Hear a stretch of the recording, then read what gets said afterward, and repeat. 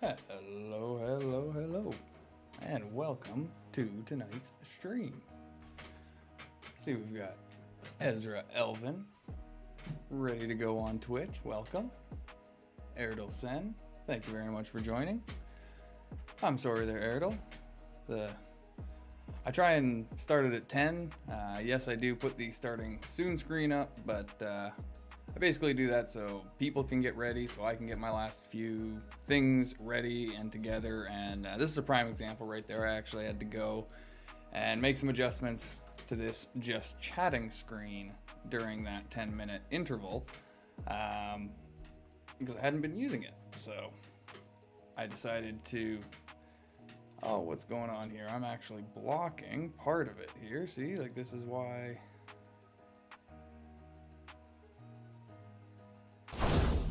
There we go. I'm supposed to be in behind the thing.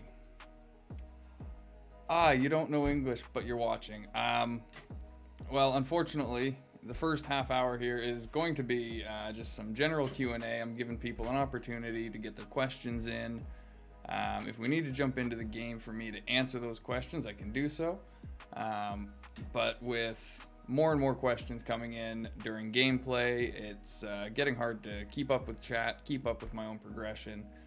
So I wanted to take a bit of an opportunity at the beginning of the stream, just to give people some time to get some questions in, just have a bit of a chat, have some fun.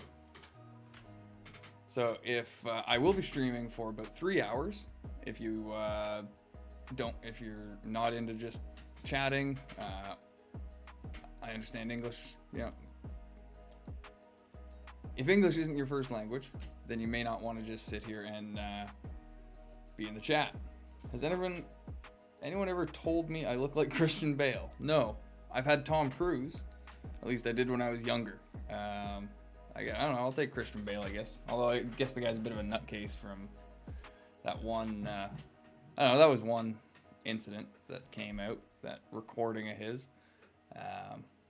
Pretty hardcore method actor, but hey, where's the horse? I didn't think I had to get a horse tonight, King Dead. You're gonna be the horse tonight, okay? How about that?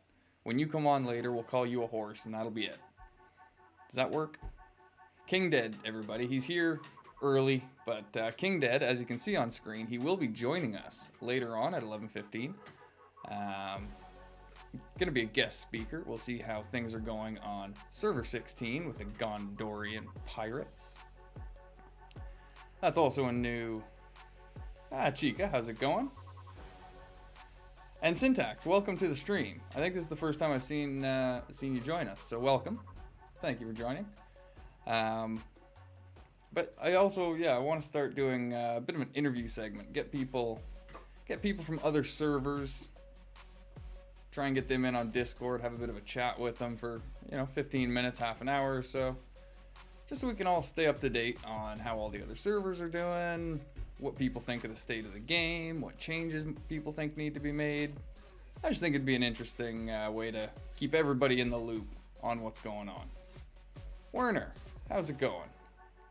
Will the servers all reset at the same time, and if so, when will it happen? No, I don't believe that's going to be the case because of the way the server resets are supposed to work. So because, from what we understand, there's supposed to be a merging of two what they call mature servers, which are servers that have completed their seasonal progression. So not all servers are going to hit their seasonal progression at the same time. And with that being the case, I can't see that all the servers are going to reset at the same time. And so to answer when will it happen, again, that's, from what we gathered, from what they were able to answer during the betas, I think it was about 2 to 3 months that we figure the seasons are supposed to last, or what they expect them to last. And so I wouldn't expect to see any kind of talk of server resets or server merges for at least a couple of more months. Maybe around December, the new year, something like that, we might start to hear talk about server resets. Syntax. So a little update on the situation of my server from the last time I was here. Oh, you have been here before. I'm sorry then, Syntax. It is getting hard to remember. I will just admit that right now. Our faction, Gondor, Rohan, and Mordor formed an alliance to wipe out the elves. Wow. Wait, I thought I was interviewing you. I thought you were like, well, you would do that on your stream, wouldn't you? This is my stream, man. I ask the questions.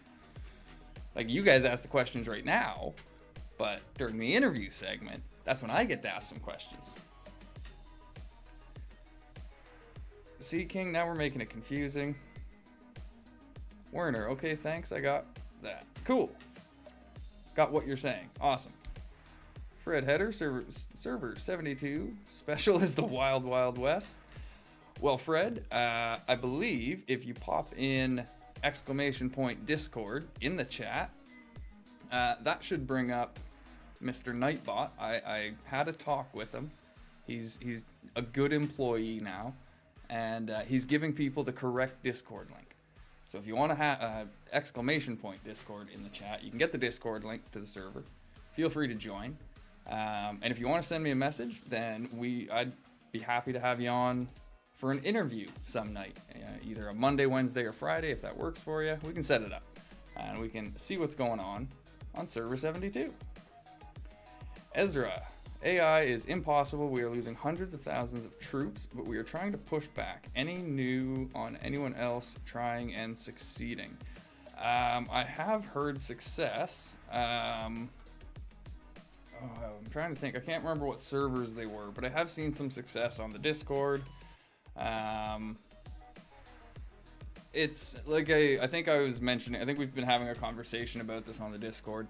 Like I said, I know it's a bit of a daunting task to be trying to just fight it out with them. But the big thing with the AI is it's really a war of inches type thing. It becomes a game of inches. You just take little bits of ground, getting closer and closer to the capital. But making sure that you take out the overseers, and those are the big ones I remember. But the high level guys, those are the ones you've got to target when you're attacking the AI, and you've got to be prepared. You've got to have enough people attacking at the same time so that you can clear a decent piece of ground and get your forts set up. Once you start building forts, it's, that's how you progress against the AI, is you just build some forts, push in, build some more forts, push in, and keep going and going. Sometimes you might need some people to hold back their troops and their commanders to basically guard people's forts while they're building. But again, it's just a slog. There's no two ways around it. The AI is just a slog. Syntax, yeah, the elves are becoming an issue. They just take whatever they want, not caring whatever the other factions want or need. Luckily, they're getting attacked by Angmar all the time. Yeah, that's sad, because unfortunately that's kind of what Rohan seems to be doing, like what we seem to be doing on server 1. We're just kind of marching around, taking stuff. Mark Morales, welcome back. Great you're online. Can you explain how healing allies works?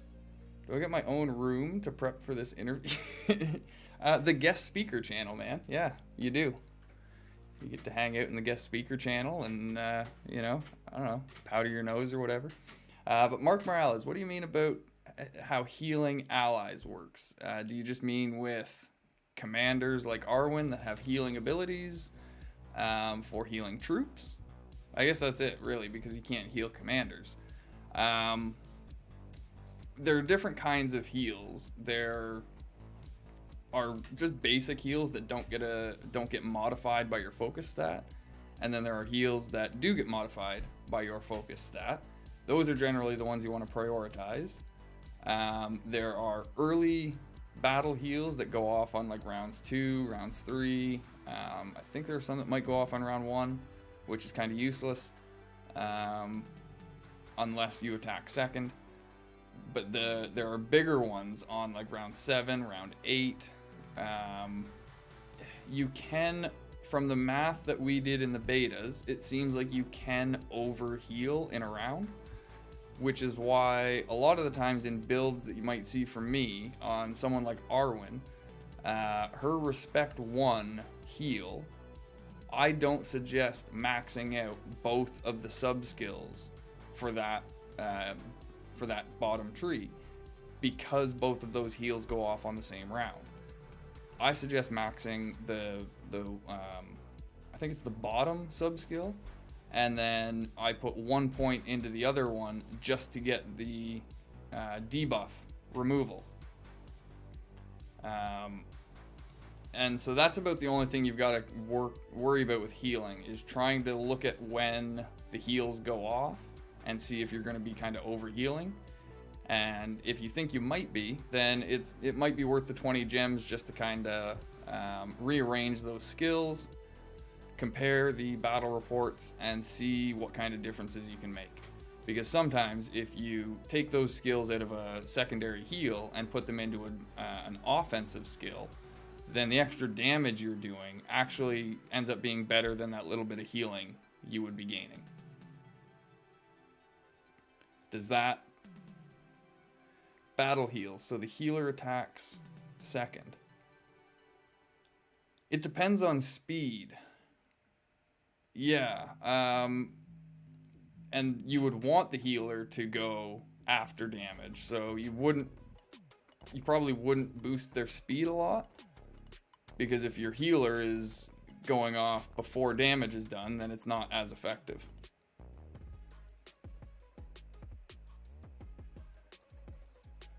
Nice syntax, because I kind of agree with you. Rohan has never really had their due, so it's nice to see the map actually turning green a little bit. But yeah, it does seem to happen this way sometimes on certain servers. You just get the runaway factions. I'm hoping that, you know, more servers see these kinds of alliances that yours did. The multi-faction alliances.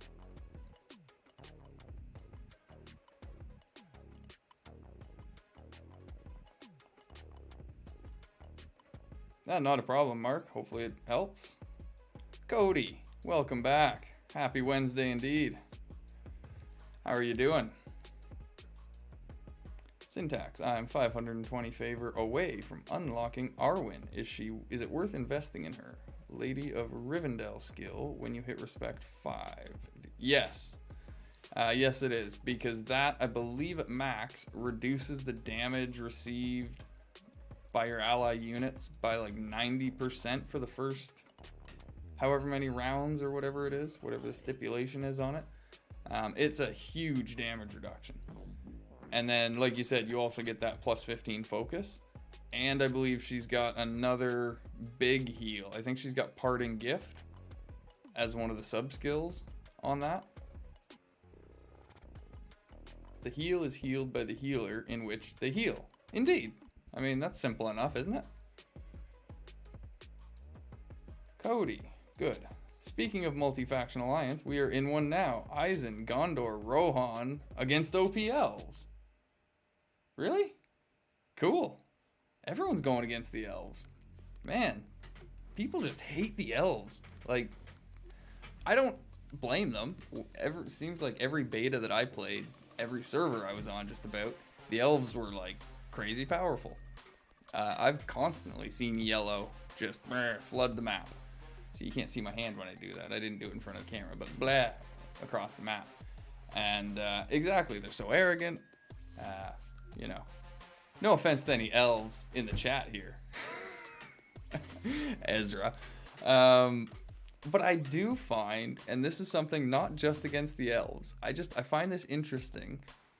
It seemed like in the betas, as the betas would go on, people in their factions, their personalities would actually kind of morph to that of the faction they were playing. You would see kind of like hoity-toity elves that thought they were better than people, and dwarves really grinding it out and proving their strength type thing, feeling like the underdogs, and it was always interesting to see.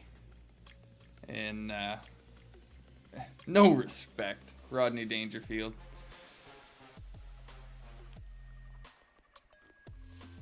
Erdo, I'm wondering about the thing. How can the Angmar race conquer the Mummock camp too far? You would want to use the... Oh yeah, even the Long March wouldn't help. The thing is, like, it is very difficult for certain factions to recruit certain special units. Not impossible, but very difficult. Like you said, Angmar... It's gonna be damn near impossible to actually recruit Mummokills. On the other side of it, though, Gondor has a pretty long march if they want to go get eagles. So, you know, even on the evil side of it, Mordor would have a pretty long march if they wanted to go up and get barrow wights. So it is kind of balanced out. And the other thing that I'll say is Mummokills aren't really that great. They look really good on paper, but you've got to send them in on their own unless you've got Black Serpent at respect 5, I think it is. Otherwise, the Mummokills attack allies as well as enemies. Yes, they have super high siege damage, but if you actually do the math on it, because there's only one Mummokill per command point, you can only send, I think, 75 of them at max. So, although that's different on a leader, I guess now, that'd be what, 80? But even still, if you do the actual math on it, it's not as good as a lot of people think. Mummokills they're good for the surprise factor. If you can load up a commander with some Mummokills and like surprise somebody with them, then yeah, they're really good. If you've got a few Mummokills that you want to throw on a guy as a siege commander, great. But I would never like prioritize going and getting Mummokills to have as a part of my army.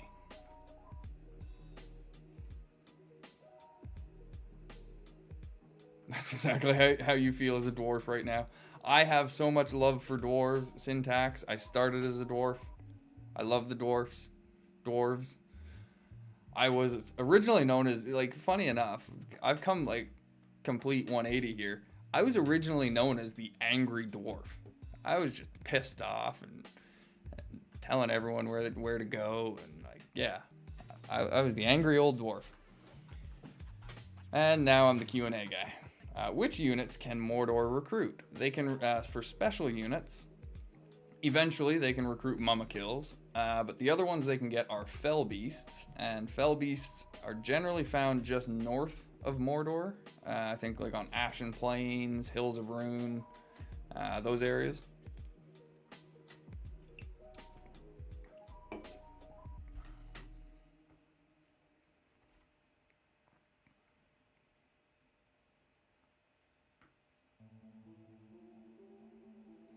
Orange. Didn't see the question there. Hi, does the favor token towards the Legolas reset when the server does?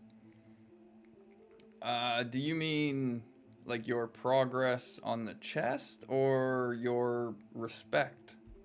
The progress you've got on his respect bar. Because your respect levels don't change. They don't reset with the servers. You keep whatever respect level you've got unlocked. So I would imagine if you've got points into his respect level but don't have them unlocked yet, you would still keep those. That kind of makes sense to me. Don't quote me on that one though. 11 tokens and 400 respect. Yeah, so if you were to put the tokens, because any items that have a seasonal icon will be wiped from your inventory on season reset. So if the gift tokens for Legolas have a seasonal icon, and unfortunately I haven't gone and checked out what that looks like yet, so I can't tell you exactly where the icon is or what it actually looks like yet. But if it has a seasonal icon, you might as well just spend the points and up his respect level, because the season's not going to end for at least another 2 months. You've got time. Thoughts on Hirgorn, or Hirgon? Hirgon. I've done some tests and damage calculation. What units work the best with him? He's a great siege commander. He's got that logistics skill. That's about all I ever used him for. That's about all I ever saw him used for. But just from just kind of thinking about his abilities, he's got what, that red arrow, he's got a heal,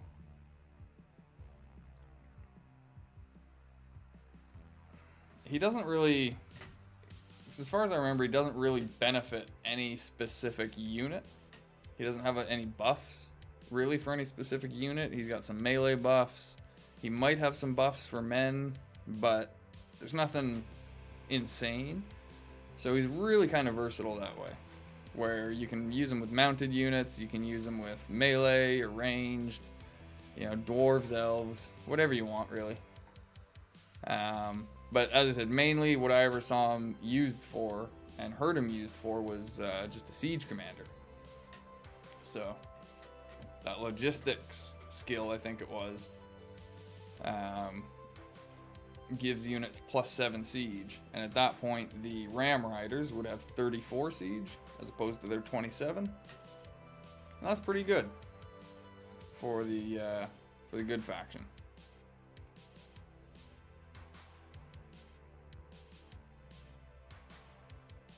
Yep, there you go. I think you've got him set up the right way then. Like I said, I always knew him as a siege commander, and if that's how you're using him and you're a dwarf, then yeah, for sure. Because what is the siege on the Iron Warriors, if you don't mind me asking? I actually can't remember that number off the top of my head.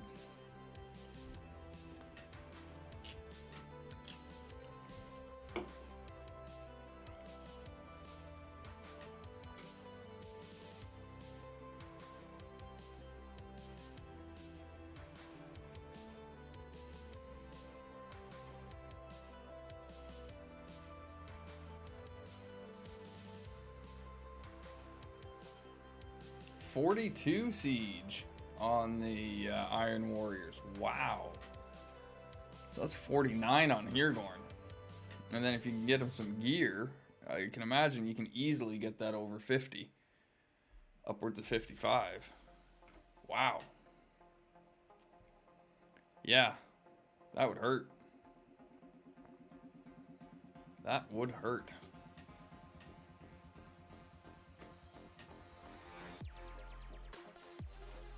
I really liked the Iron Warriors when I was playing Dwarves. They are so friggin' brutal. You put them on like a Legolas or a Gimli with that dwarf friend, using bow knights and some sentinels. Man.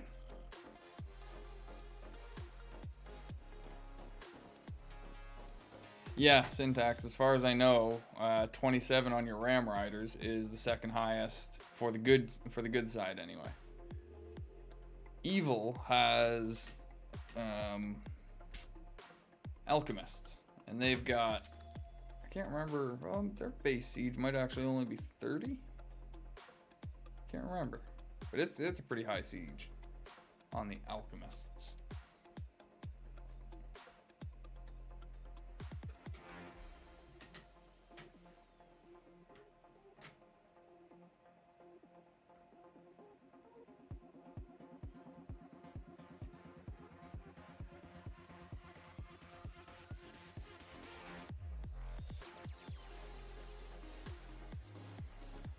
So we got about 5 minutes left on the general Q&A session here. So if anyone does have questions they want answered, then now is the best time to get them in. Can't guarantee answers moving forward.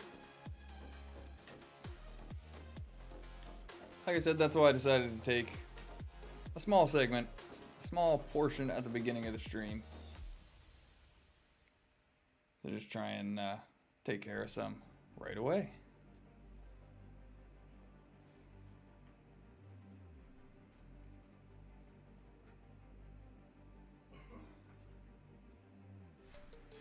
Currently waiting 24 hours for your Iron Warrior training grounds. Nice. That's gonna feel good tomorrow. Gimli is good to go, indeed. Gimli is such a good commander, like with the Dwarven faction. He's one of the, I mean, most of the specialty commanders like that. Like Legolas is really good with elves, but I don't find Legolas is as good with elves as Gimli is with dwarves.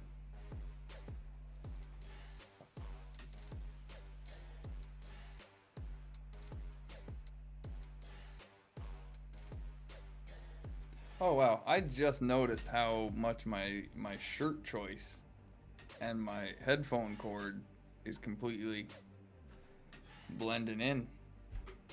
Sorry about that. Is it better to unlock Balin or increase Gimli's favor? Personally, I would go with Gimli. Although, like, Gimli is really good at Respect 1. His base skill tree is pretty good. Getting him Respect 1 would allow you to get the accessory. But yeah, once you get him to Respect 3, then you've got Durin's Blood, Whirlwind, I think it is, and All In available to you, which are huge damage dealing abilities.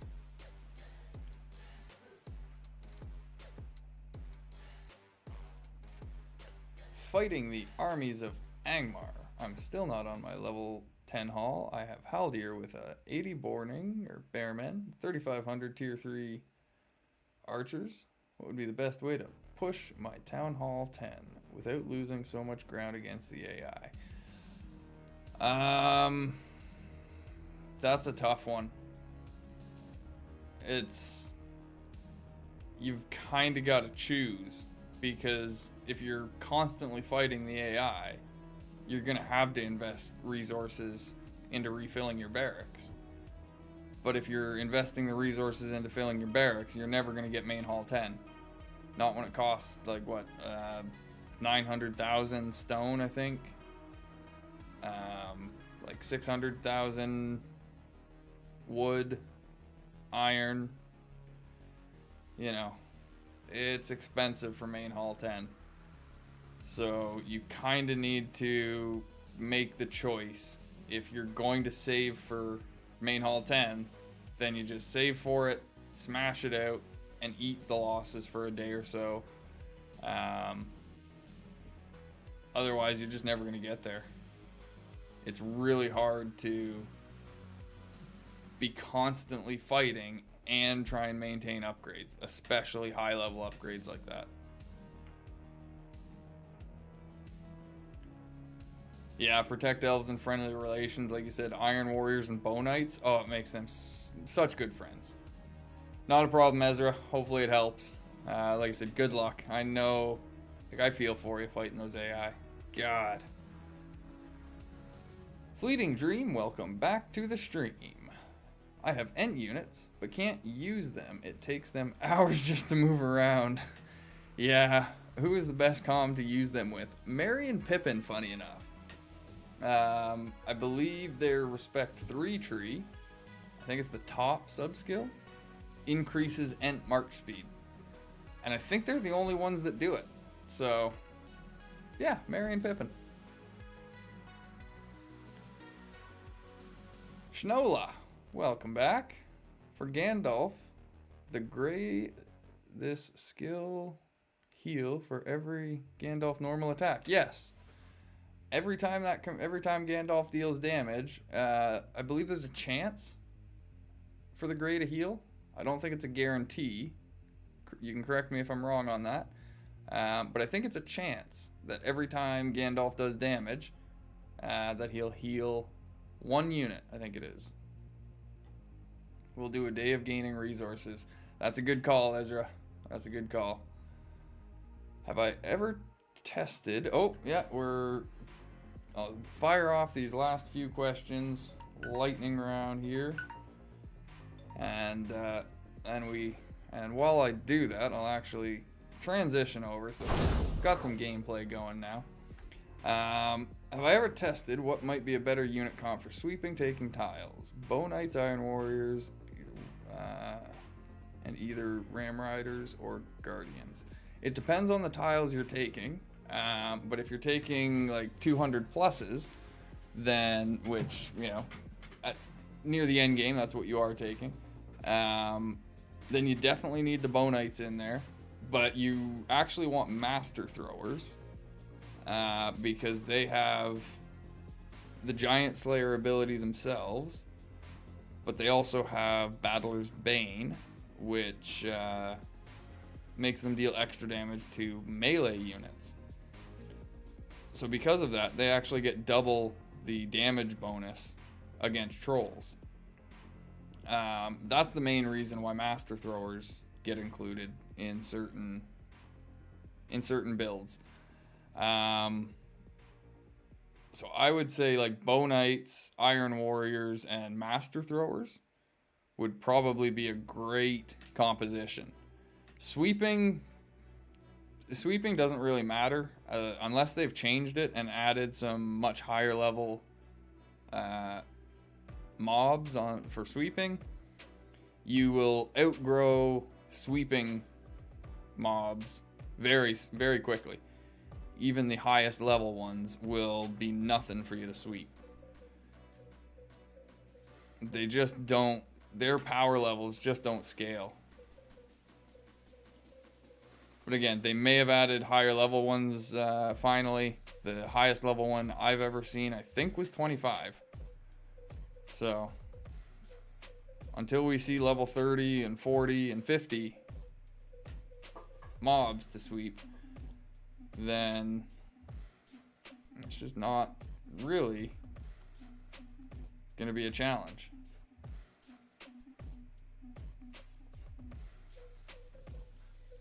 We're going to come say hello to world chat here. I was going to say World C, WC.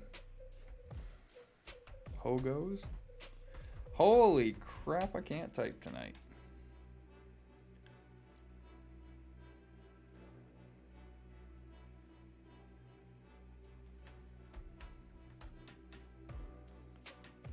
Say hello to the fellowship. Start collecting some stuff here, because I know people get really annoyed by all the red dots. Grandmaster Kev, how many Swan Knights do I need in my army? The unit is maxed out. I upgraded them fully. I have 65 command power. I use Bow Knights, Tower Guards. Do I need them more than the others?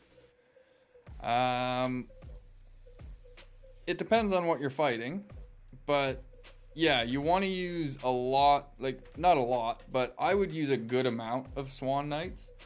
I would say at least 1,000. If you're not using at least 1,000 Swan Knights, I personally think it's a waste.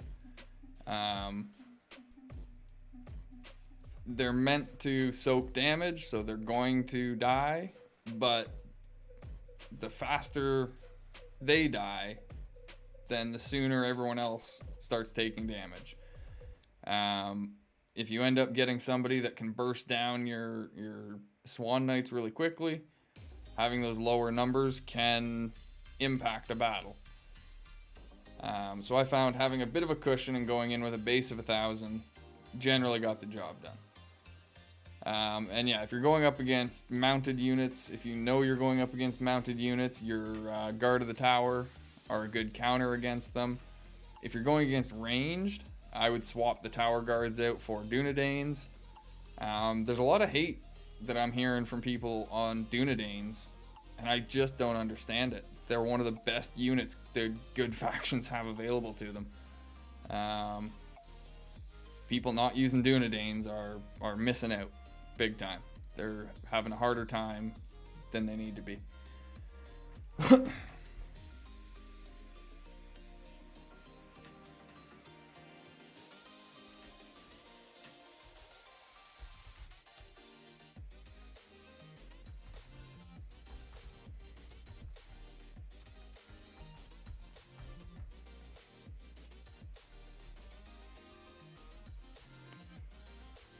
damn broken F.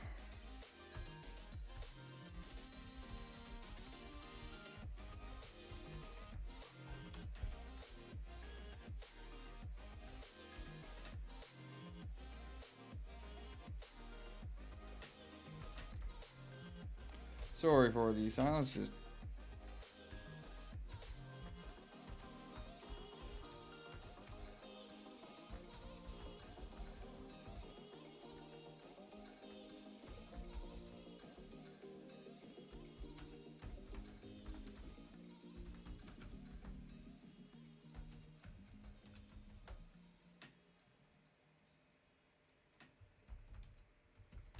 There's Mr. Crown Weatherby.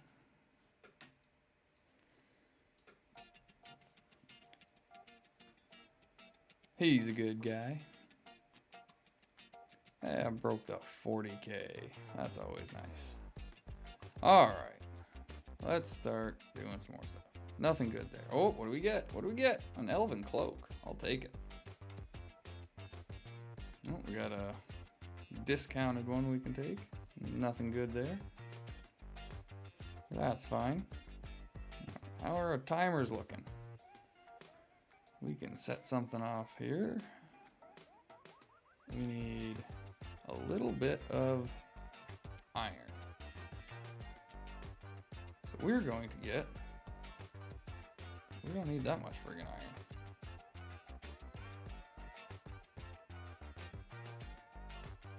Alright, we'll do this one.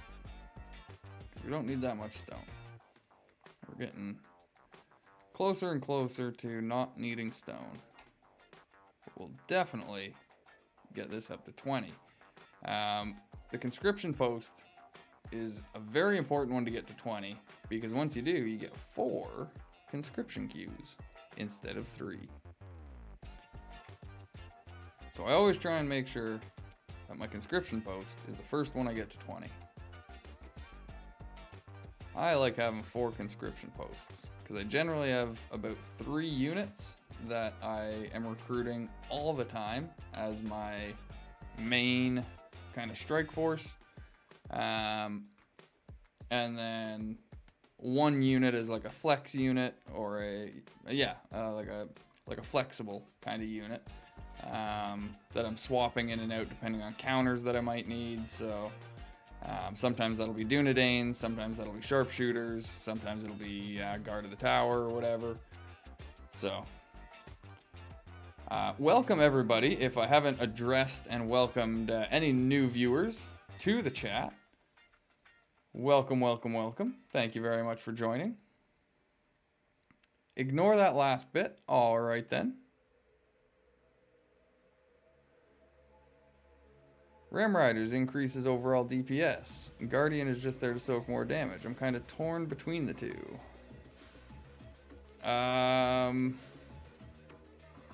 Yeah, I mean, if you've got Iron Warriors, you don't need Guardians. At that point, you'd want to go like Iron Warriors, Ram Riders, and something else. And just drop the Guardians. Use your Guardians on whoever isn't getting the Iron Warriors.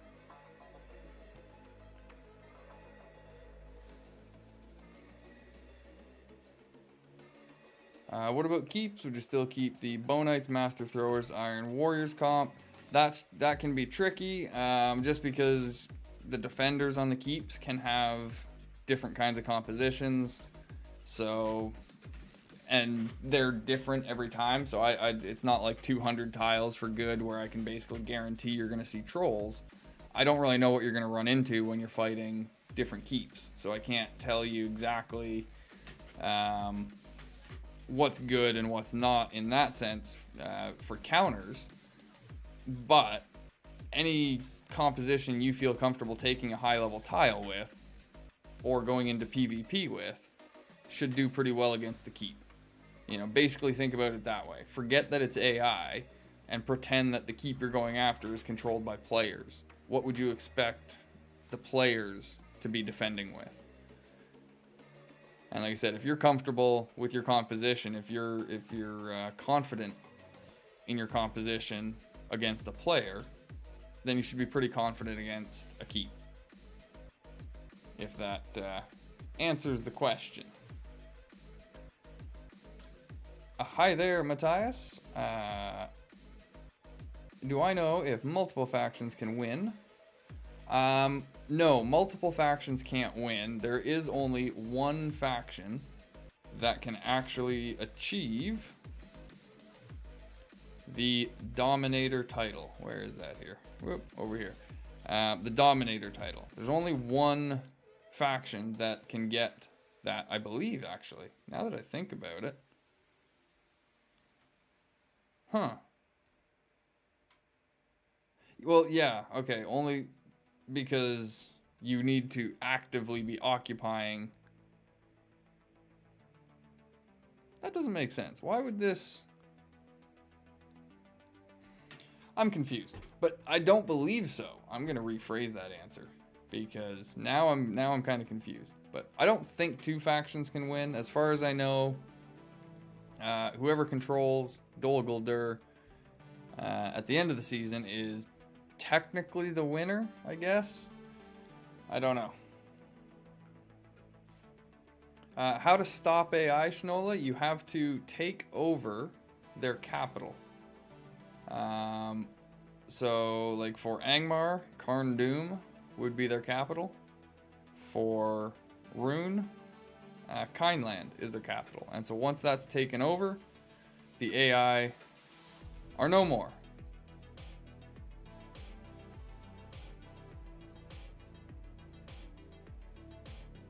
Alright, we got some people here ready to do some stuff and such. Like, do we have free reign here? Like, what are we doing? I'm confused. This guy's attacking. Wow, you got a 2-hour march somewhere. That's no fun. Well, I'm just gonna ask.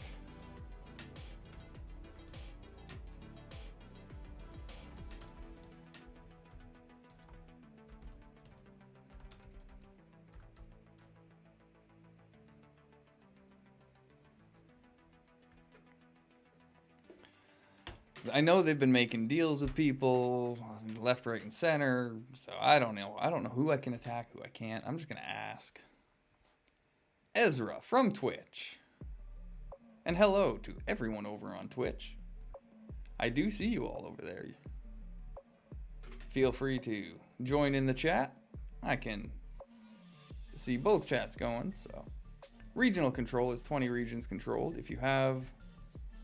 Game won't end until someone has 20 regions, 3 capitals, and Dol Guldur. Ah, well, that would make sense. Seeing so little yellow on my map satisfies you. Yes. Yes, we've kept them under control. And these ones have been penned right in now. But like I said, it's green here. Isengard's doing pretty well, though. I'm actually pretty surprised. Isengard's looking healthy. Dwarves are healthy. Mordor's looking like they're doing alright. Relative. It was good that they were able to get over here and get Horondor, because that actually gives them access over here. But it looks like they're busy fighting it out over here.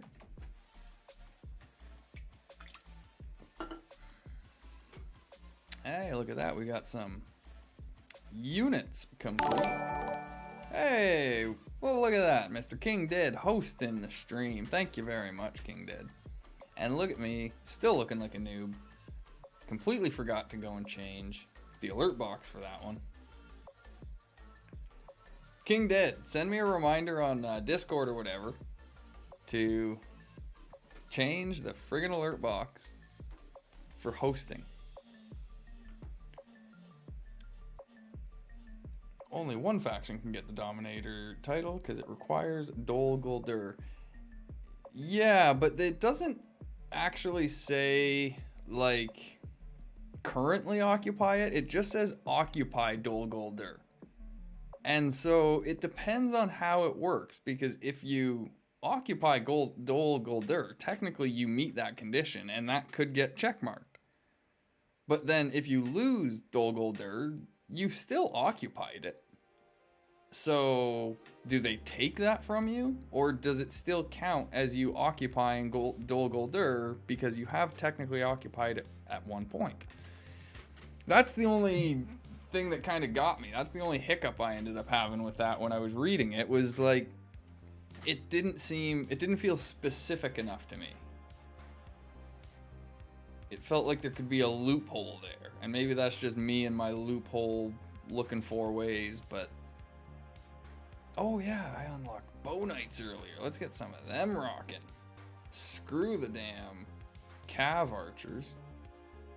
I don't know why. If anyone that doesn't know, if you haven't figured it out yet in your barracks, this is a feature that they added that everybody was asking for and loves. If you come down here, you can click on this and you can actually sort your units. So you can uncheck these and just get rid of everybody if you don't want to look at any of their ugly faces.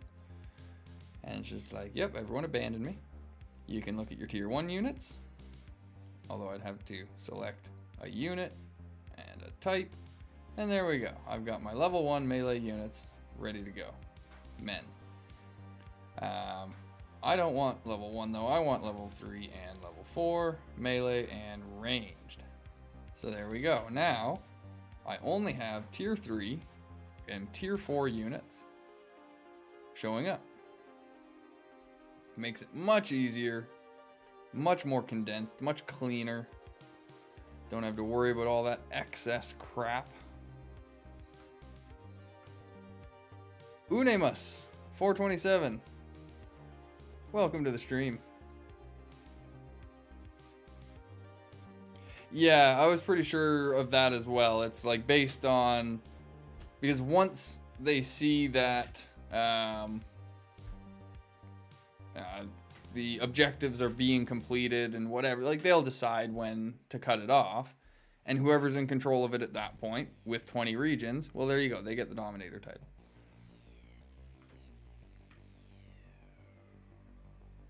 Yeah, that is how it, like, it made sense to me. But again, I sometimes, and a lot of this comes from playing Magic the Gathering, I'll tell you that right now. I learned to be very specific and read things very carefully and take wording very seriously. And sometimes that gets me into trouble in other areas where, you know, people are a little looser with their language. But anyone that's played Magic the Gathering, especially like the old school Magic sets, knows just how careful you needed to be with your wording.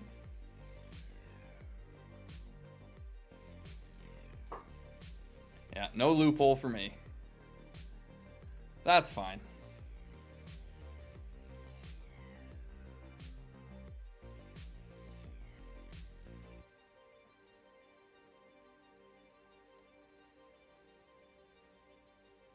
Yeah, I was actually able to take part a little bit in... Wait, what? We're going to Moria now? I thought we were doing...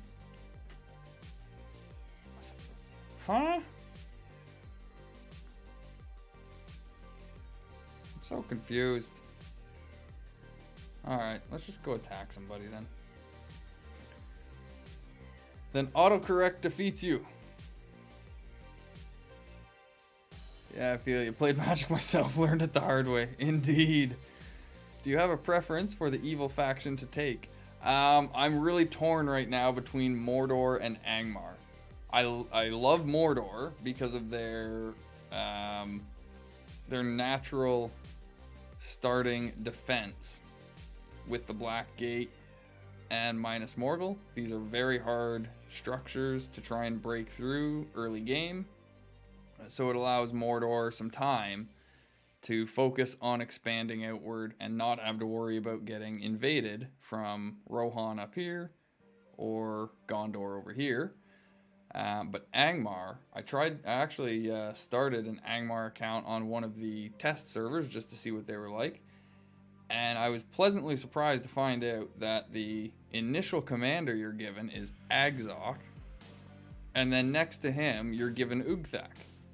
Now, Ugthak I didn't find quite as good, but Agzok I'm pretty sure most people that are following the channel now and have watched a few videos probably know my feelings on Exoc.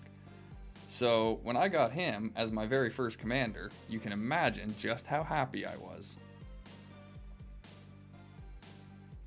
And like I said, Angmar may have won me over with that, just with that right there. I know it's easy to get Exoc, but just the fact that I wouldn't even have to worry about it. I just choose Angmar and bam, there he is. I would love it.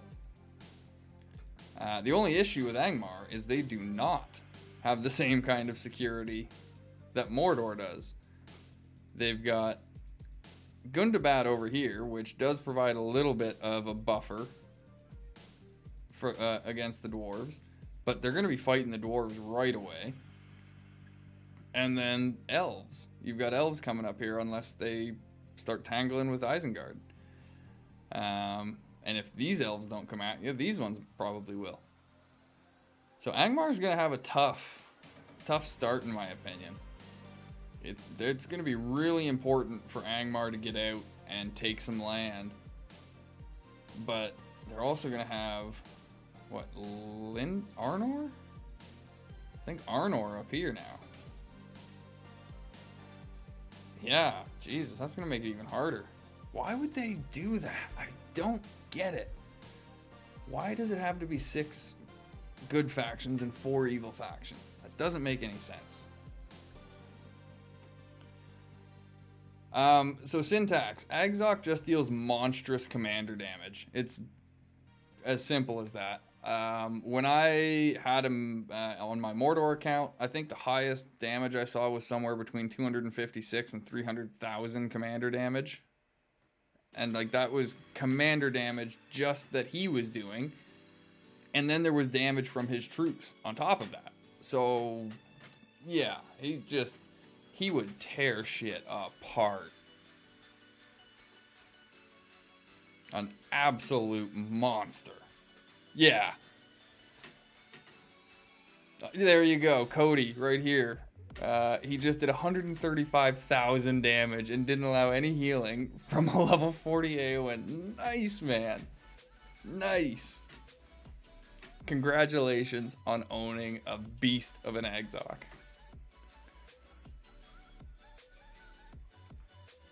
Arnor, Linden, and Angmar.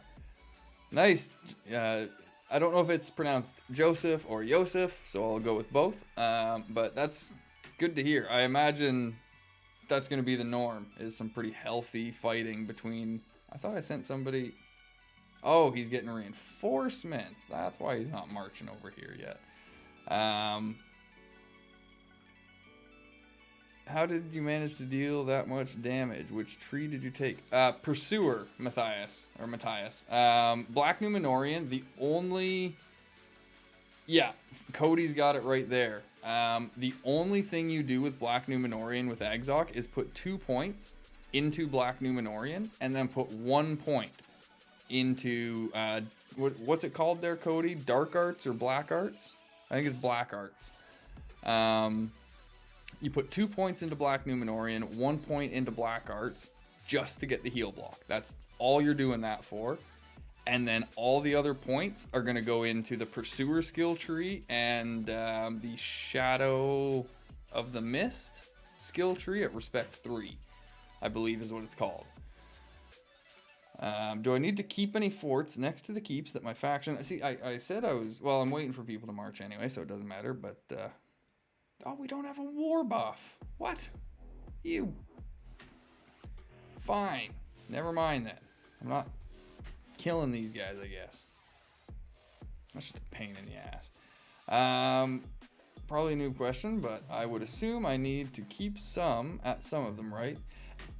Yeah, Grandmaster Kev. So it's, it depends on where they are. If it's a keep, something like this one up here that's on a border, you'd probably want to keep a fort next to that one, like you said, just in case they decide to try and take it back and you need to mount a quick defense. Something like this down here, who's really threatening this right now? By the time somebody was able to threaten this, I should be able to get somebody down there, build a fort, and have defenses put in place. You know, it's kind of your border keeps. And don't call it a noob question as if that's a derogatory thing or anything. I mean, hey, we all started out new. It's the only way to learn, man. But you're right on the right track anyway. So, like you said, there are some that you want to keep. And as I said, for me, it's mainly like border forts. Anything on your kind of interior, you're probably safe to let go. All right, we're gonna send. We were gonna send Galadriel, but now we realize we don't have a war buff, so it's kind of pointless. Pain in the butt, that is. Serious pain. Why did I say pain in the butt? It's a pain in the ass. This is an adult stream, is it not? Do you have a video about Agzok's skill tree? You've made me curious. I do, Syntax. I actually just released it the other day. Best evil commanders to start with, or something like that. You can definitely check that out on the channel. Grandmaster Kev, you're in Gondor. Is that the only reason to keep the fort next to the keep? Yeah. Is basically if you need to mount a quick defense.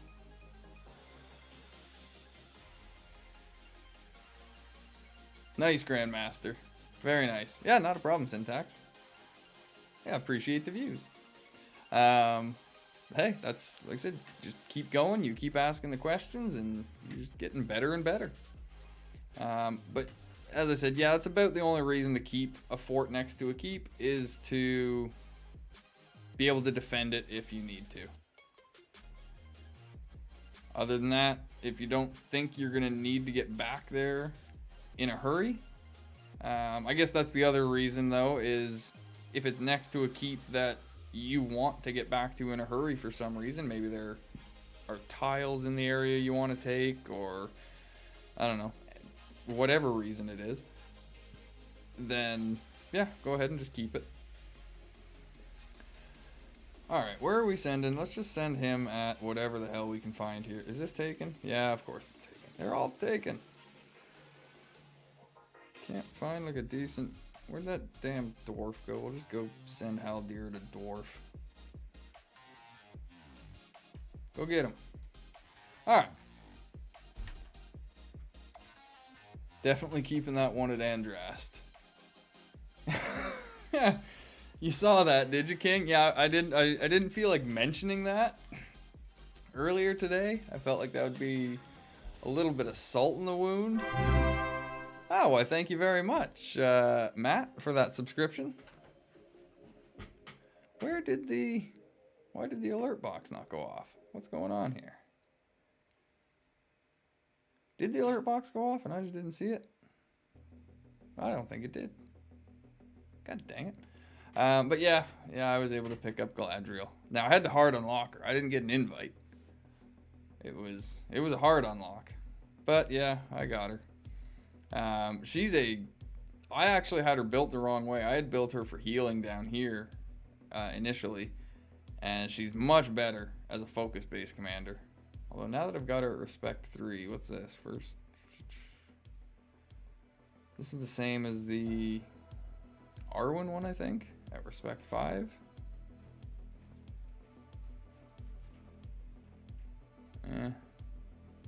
That's alright.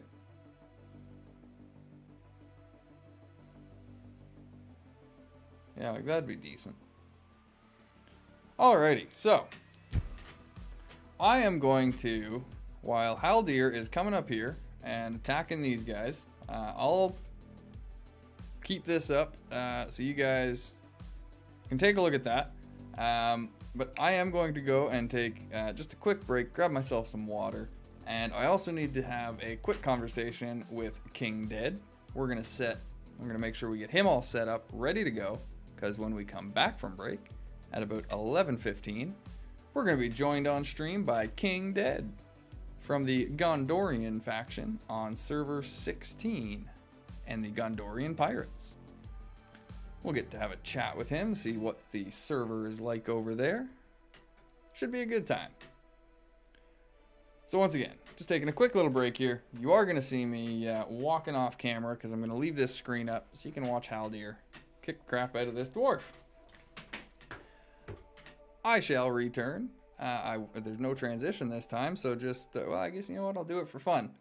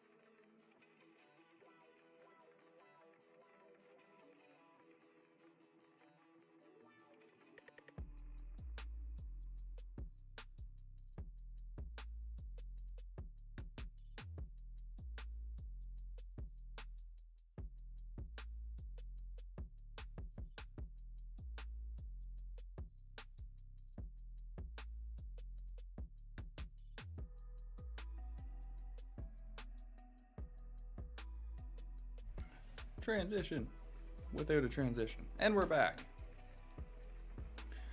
Alright, so I jumped the gun a little bit.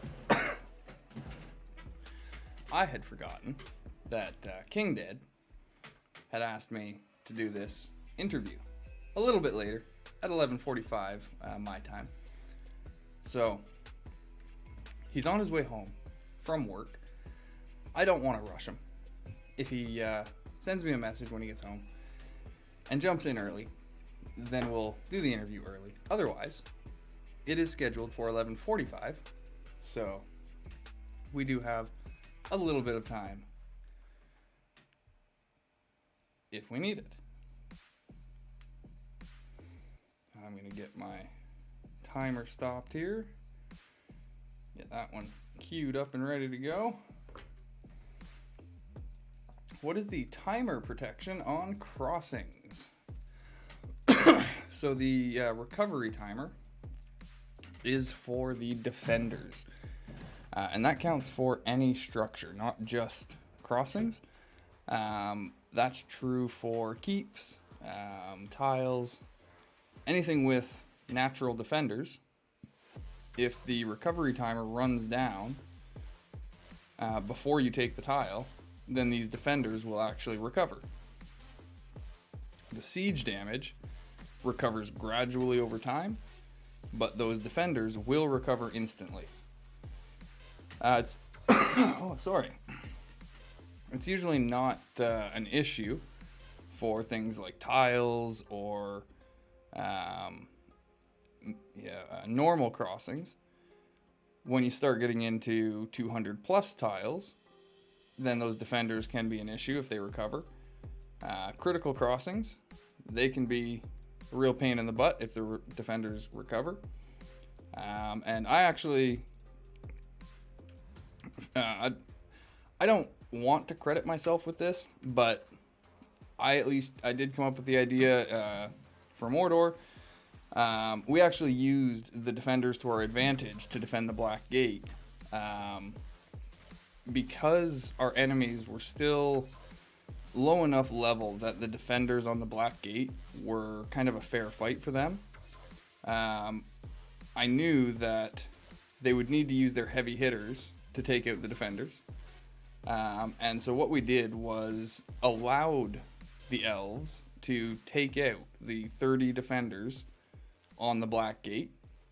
And then I think when it was down to 1 or 2 defenders left, we sent our defending commanders to stack on the gate.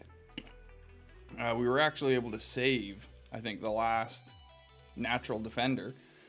But the elves, they weren't able to go basically 3 rounds because they had to go against the defenders. Then we stacked our commanders on to defend for the hour of the recovery timer. And then as soon as that timer ran down, the 30 defenders came back. And we were able to pull our commanders off,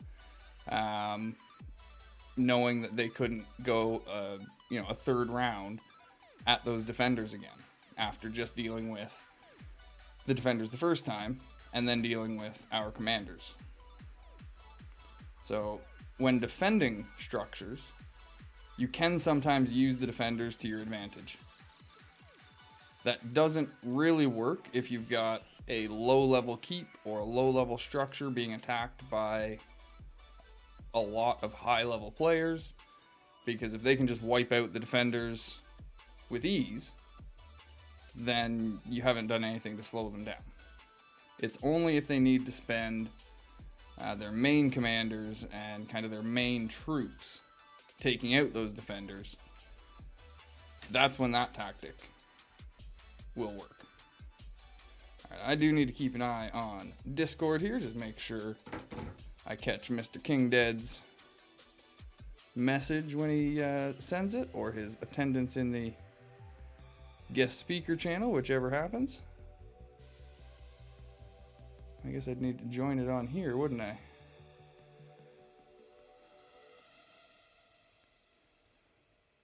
Alright. So there we go. And I am muted, so there's not going to be like feedback and such. But he won't be. Alright. So that'll work. We're going to mute that for now, so that if he does jump in, we've got some time to get set up and ready. Make sure his mic's not blowing people's eardrums out either.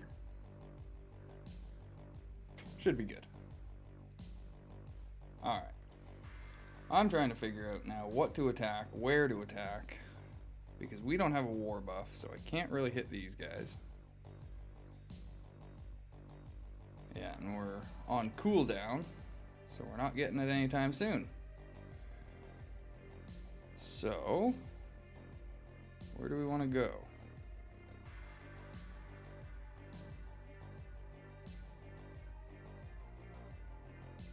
Probably just back up here. We can go get some eagles. We can try. Make our way toward them anyway. Could be some tiles up here to take.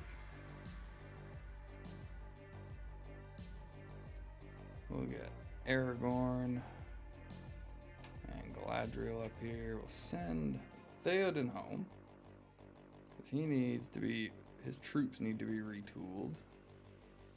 So does Eowyn. Alright, so they're on their way home. They're marching to a new location. That's going to be 40 minutes.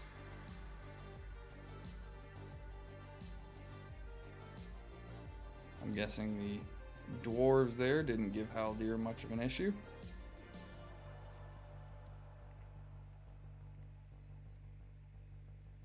Nothing really worthwhile to send Mr. Haldir at. That really sucks. I guess down here. So we got 1, 2, alright, we can get there. Haldir. We don't need more lumber, but we'll go get it. Just because power per hour is power per hour. Gonna have to do the red book tonight. Haven't gotten caught up on that.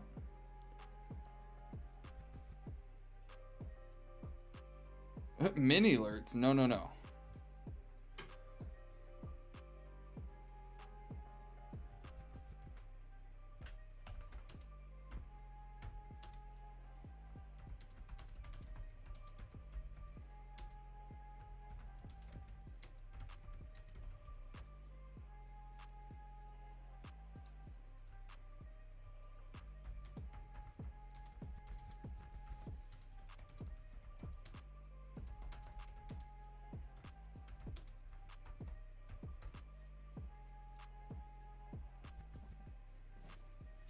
Yeah, I don't know why he's calling them a mini alerts. There's nothing mini about them.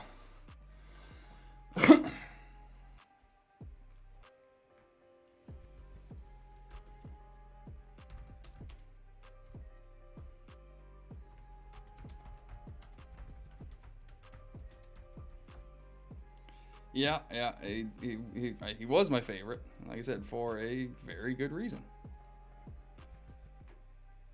I mean, even the computer. They haven't taken their heal block, but even the computer knows how to build I'm calling them alerts. But I mean, this is a good example. This can actually show why he's so good. This would go up to, I believe it's 20% at max here. It gets modified by his speed. So if you're giving him any gear, because you know these guys haven't. If you're giving him any gear that boosts his might and his speed, then this does have a big impact. 300% physical damage against one target. And then the next damage received by that target is increased by 21%. and that percentage gets affected by your might stat. So that becomes really big. Overwhelmed against the unit with the lowest defense, 200% physical damage, and then an additional 300% after 1 round. So that right there is 500% physical damage over 2 rounds. There's another 300 there, so there's 800%. And then Shadow of the Mist. That's what. Yeah, okay, that is what I thought it was. He does physical damage that continues. Laceration does physical damage that continues. And then Weapons Expertise just gives him a chance of dealing extra damage. So, like I said, you build him this way, and then give him the 2 points into Black Numenorian with the heal block, with Black Arts. And he's just a monster when these are all maxed out. His Respect 5 tree isn't even worth it, as far as I can remember. It's all about Respect 1 and Respect 3 for him.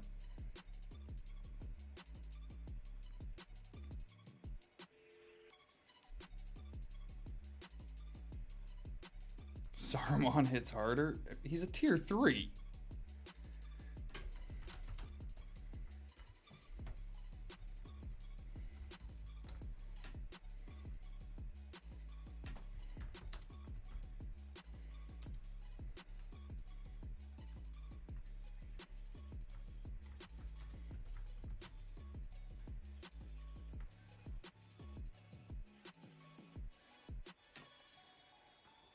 Quick question from Cody.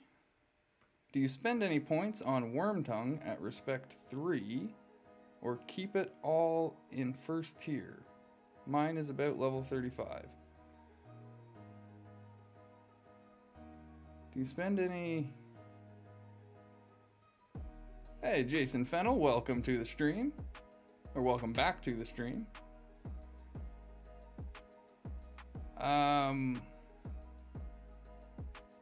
Oh, sorry, Ezra.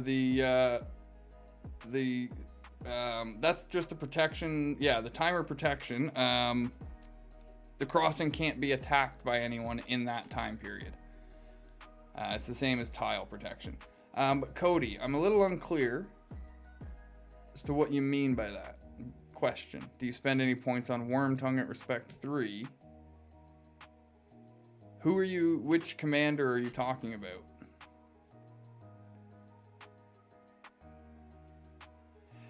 Yeah, Syntax. Like, that's kind of why that's all I threw out in response to that. It's like, really? You're gonna compare a tier 3 to a tier 1?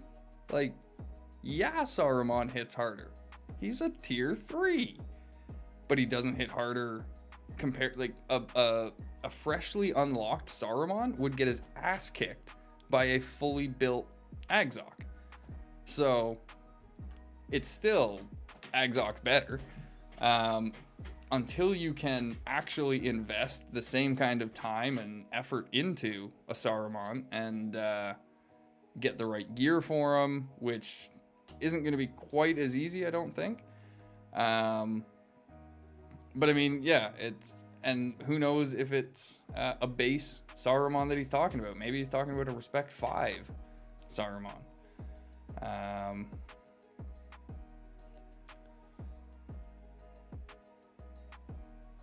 The time the protection lasts. It should show it on the tile. Like, if you click on the crossing, there should be... I'll show you the protection timer on this tile when it comes up, once I take it. Oh, okay. So yeah, Cody, the main trees with Grima are the first two. Like his main 2 base trees. Wormtongue for the Madness. The 2 offshoots of that. And then the second in command tree. Survivor can be a good one to go into after you've got the first ones maxed out. That's where your excess points go, is the Survivor tree. The Respect 5 tree is useless for Grima, in my opinion. I actually, in the beta, I had pumped all my stuff into Grima because I really wanted to try him out. I thought he was going to be really strong. And so I pumped him right up to Respect 5, and I tried out his Respect 5 tree with the poison damage. And it just sucks because he's not a might-based commander. He's not meant to do, he's not meant to do damage. He hides in the back and causes madness. Literally. He just causes everyone to go nuts. So if you feed into that and boost all of that madness stuff, I even put the helmet on him, that purple helmet that has hysteria, I think it is, to give another chance that he inflicted madness on people. Because I just decided that, I was going to go full-on madness. So, alright, Ezra, if you check here, if you own the crossing, you should see the protection timer here. If it's not coming up, if they did remove it because it's now faction owned, then I believe crossings have 1 hour of protection. As far as I remember, that's what they had in the betas, was an hour of protection. So if they haven't changed it, it should be the same.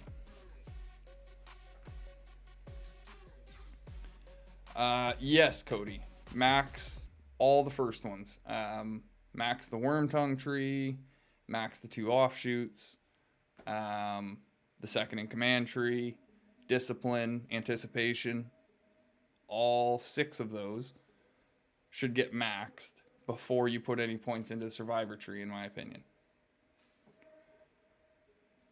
Mr. Shane Penner, thank you very much for joining the stream. You got a couple of questions. Arwen is the answer to that. Legolas is not as great. Haldir is just as good, if not better than Legolas a lot of the time.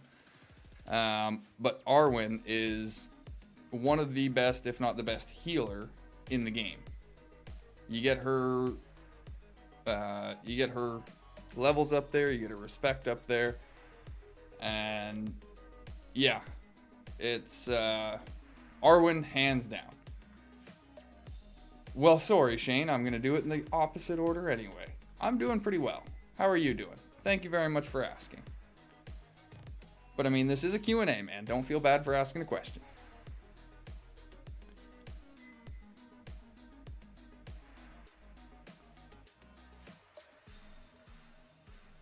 I personally don't think Lurtz is better than Agzok, Matthias.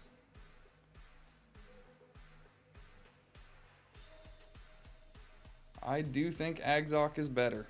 I don't think Lurtz has a heal block. And that heal block that Lurtz brings to the table is huge.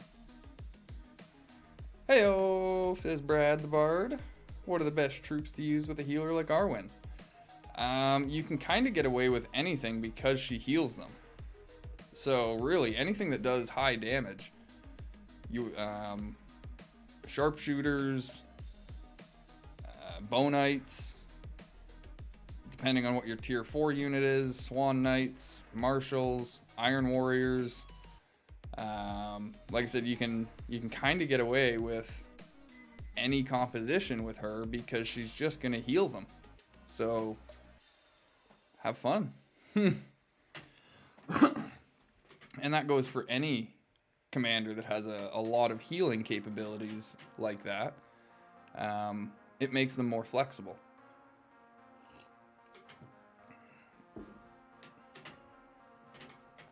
Yeah, buddy. Indeed. I like you, Brad.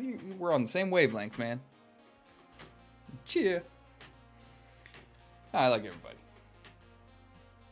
Heal block is enormous. Indeed. 60 to 80k. Oh my god. Oh, and the thing is, if that heal block, if it goes off at the opportune time, like you said, you're able to drop 60 to 80k of healing down to 2k. That cripples commanders like Arwen or Eowyn even. Like Eowyn, the thing that people rely on when they run Eowyn into battles is the fact that she's going to be healing all of her mounted units. And so if you all of a sudden block one of those big heals and are able to wipe out a good chunk of those units unexpectedly, it's, you know, it throws them off. So I learned very, very, very quickly with Agzok to appreciate and respect heal blocks. Khaldun, yeah, he's doing the right thing with Khaldun.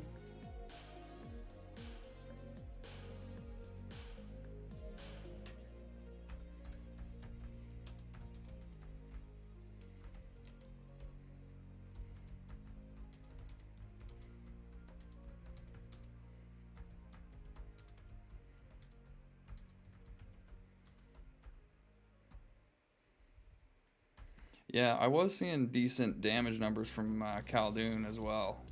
Not quite as high as my Mr. Agzok there, but he was able to get some stuff done. He's got a Reckoning on him, giving him the might and the speed. Yeah, with Accelerate, that's a pretty decent one. Army Defense, I always like seeing that. Might focus, this one, and this guy's not really doing anything with focus, but it's not a terrible helmet. I have a feeling he could probably, this is probably a case where he could probably find a better purple helmet to equip onto this guy, and as long as he were to strengthen and refine it a bit.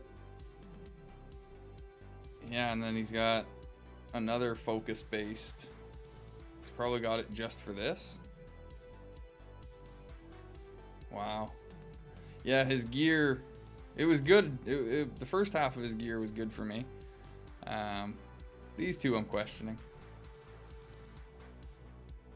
Because you'd want like might and speed would be the two things. You'd want like the same kind of helmet that I'm using on Eowyn or Theoden. This kind of thing here. If he's going to be running mounts on that guy, that might and speed would be good. You seen Squid Game yet? I have not. Thoughts on Reckoning with Retaliate? Is Retaliate that crappy counterattack that it gives you a counterattack, but your normal attack deals like a ton less damage? I might be able to find... No, I don't know if I can actually find out from his report. Yeah, 70% less. That is a very good weapon to use as a strengthening, as a piece of strengthening fodder. That counterattack sucks. I think it should be removed from the game and they should replace it with something else because it's just ineffective. Why would you want to reduce your normal attack, which is going to be the thing going off more often than not? Why would you want to reduce that by that much damage just to get a counterattack for what, 30%? At base, or 20% or something like that? It's some crappy number. You've got to refine it in order to increase the amount of damage you do with the counterattack. And refining it is just incredibly expensive, inefficient, time consuming. Yeah, I honestly hate the friggin' Retaliate ability with a passion. I think it's a waste of an ability slot.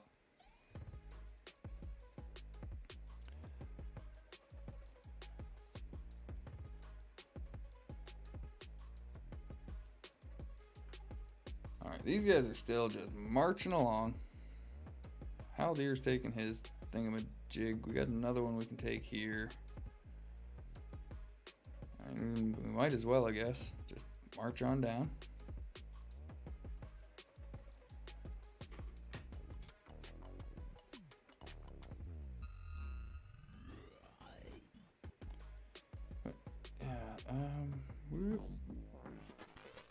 Maybe that'll do it.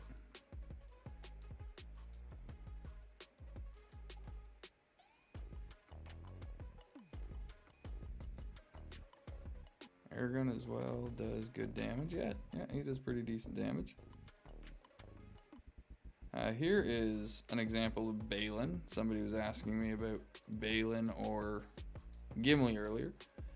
Balin can be good. Like, I don't want people to think that I was talking down about Balin at all, but between the two, I do think Gimli's better. But Balin is interesting because he actually provides a heal at respect 1, or respect 0, I should say, as well as a stun. What's this one? Yeah, increases damage dealt, and that gets modified by focus. And then he's got another heal with Lord of Moria here. This one is a heal.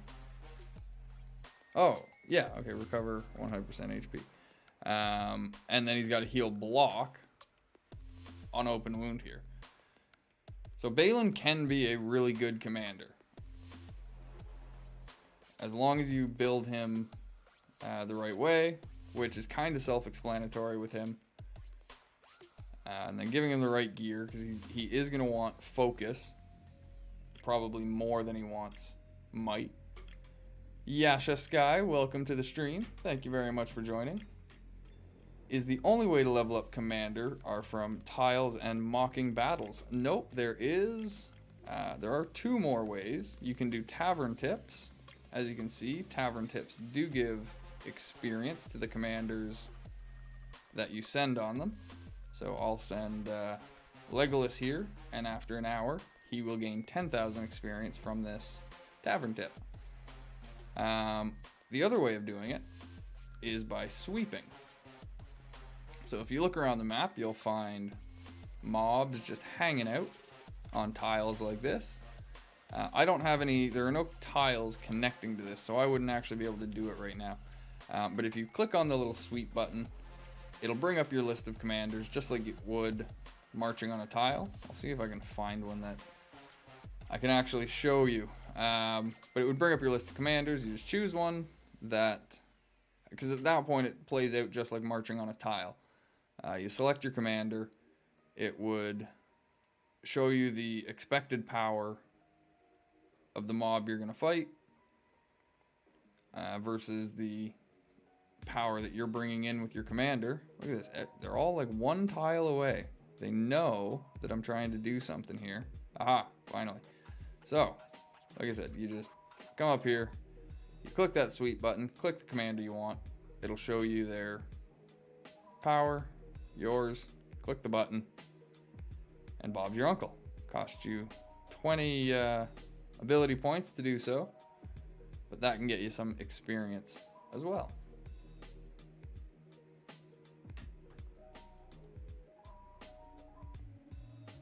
Thank you very much, Cody. Nonsense. How is it going?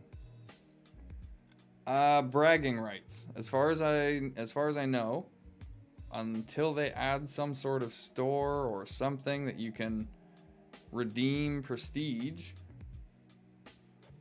I think they're just bragging rights. It's just so you can show off to your friends that, look, I've done more PvP than you have. Little do they know, that could mean just sitting there getting somebody to smack at you with a bunch of like 15s for 3 days. That is a good question, Nonsense. I don't know. Let's see if we can find out together. This is one of those adventures we go on sometimes. So these will be retained. Following will be reset. Huh. It doesn't actually say. But because prestige I believe, is tied to your faction, then it would make sense to me that prestige does get reset each season. Because you may not be the same faction from season to season. So much prestige points from beating the AI. Exactly. You can get a ton of prestige from the AI. Oh, we got somebody else doing stuff. Lammy. Running around with a Gandalf. I have like 200,000 prestige. Nice. Yeah, that's just, as far as I know, that's just bragging rights for you.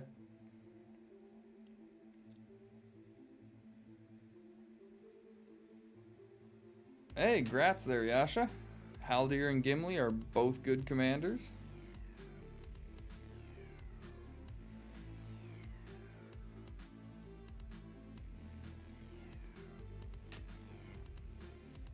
Alright, let's see if we've heard anything yet from Mr. King Dead.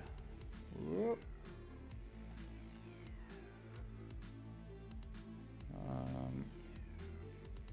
Alright.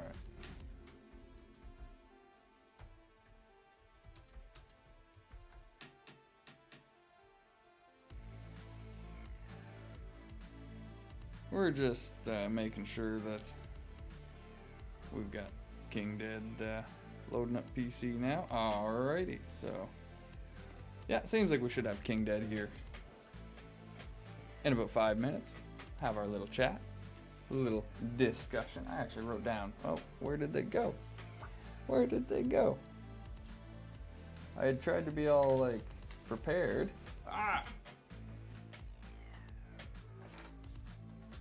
But of course, that's not going to work because I don't know where the little piece of paper went, or the guest check. Aha! There it is. I found it. I wrote down some questions because I figured, you know, if I'm gonna have somebody on and do like an interview type thing, I gotta have questions to ask. I can't just be sitting there unprepared. Hunter Titus, thank you very much for joining. Welcome to the stream. Shadow worth investing in, or just stick with Khaldun and Exoc? If you've got Shadow, I would definitely invest in him. I would probably invest in him over Khaldun if you've got Shadow. Shadow is a great commander. I was actually going to talk about him in my Evil Commanders video that I just put out.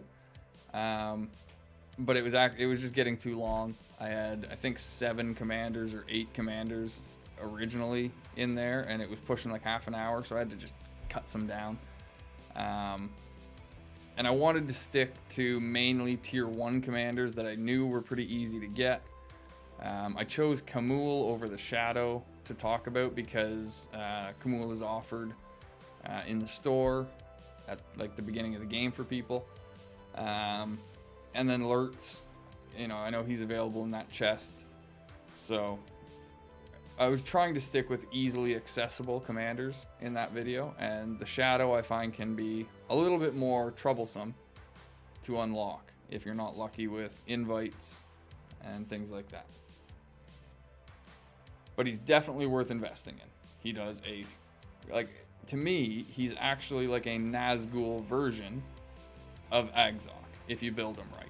He's got crazy amounts of poison damage that he puts out.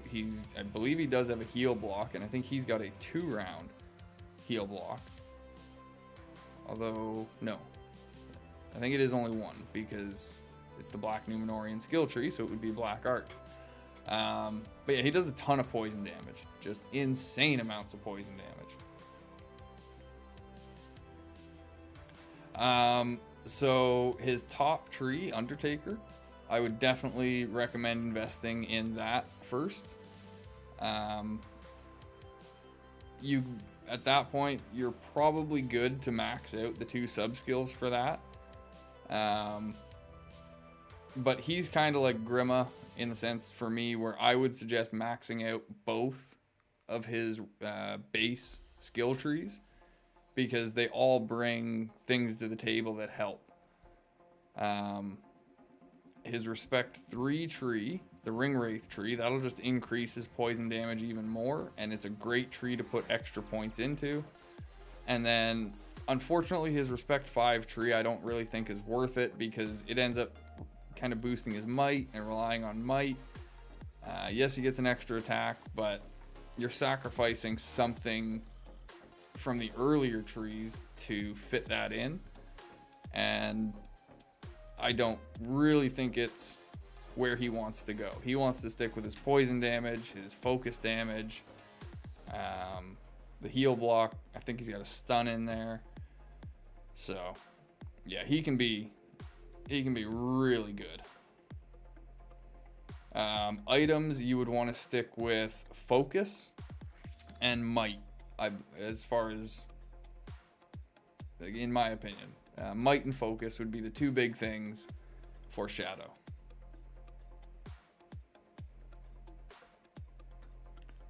Cody, kind of important question. If something says poison or burn damage, but does not mention focus at all, is it only going off might? I think you touched on this earlier. No, burn and poison damage is always considered focus damage. That's why when I talk about like oath breakers for people, I always make sure to let them know that poison damage is the way to go. Poison damage, anything that gets around avoidance, but yeah, poison damage will get the job done for sure. All right. Are you... King Dead is here. Alright. We're going to... How do I unmute him?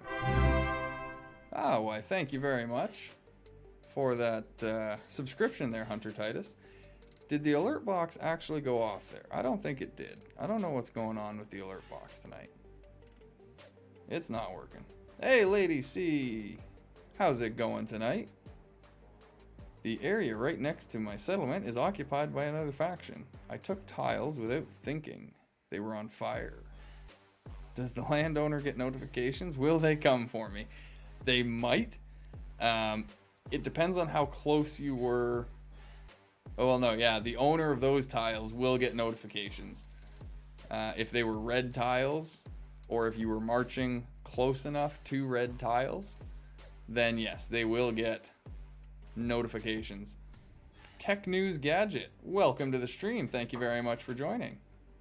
Does fort durability recharge after a certain time? If so, how much does it heal up? Yes, it does. Fort durability, if you've taken damage, then its health will gradually increase over time. I don't actually know the numbers. I can't tell you how much health it gains over a set period. But to increase the maximum health, you actually need to invest in the Fortress ring ability. And I believe... Where is it here? I believe there is... What is it here? Battlements? No, that's your settlement durability. So yeah, the only way to increase your maximum hit points for a fort is with the Fortress ring ability. Mr. King Dead, I see that you're in the guest speaker channel, but I'm not sure if you've got yourself muted, if I've somehow got you muted. But I did see that you were in the channel here. How do I unmute? You're muted. I can't hear you. Really? Oh, okay. Oh, wait a minute. Okay. I know what I need to do again. Okay. Where was it here? Sorry, technical difficulties here. Trying to get this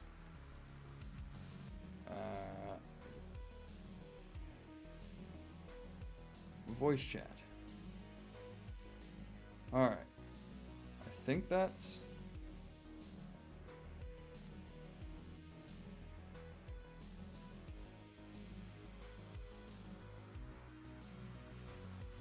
Oh, crap. Okay. See, this is why I should have...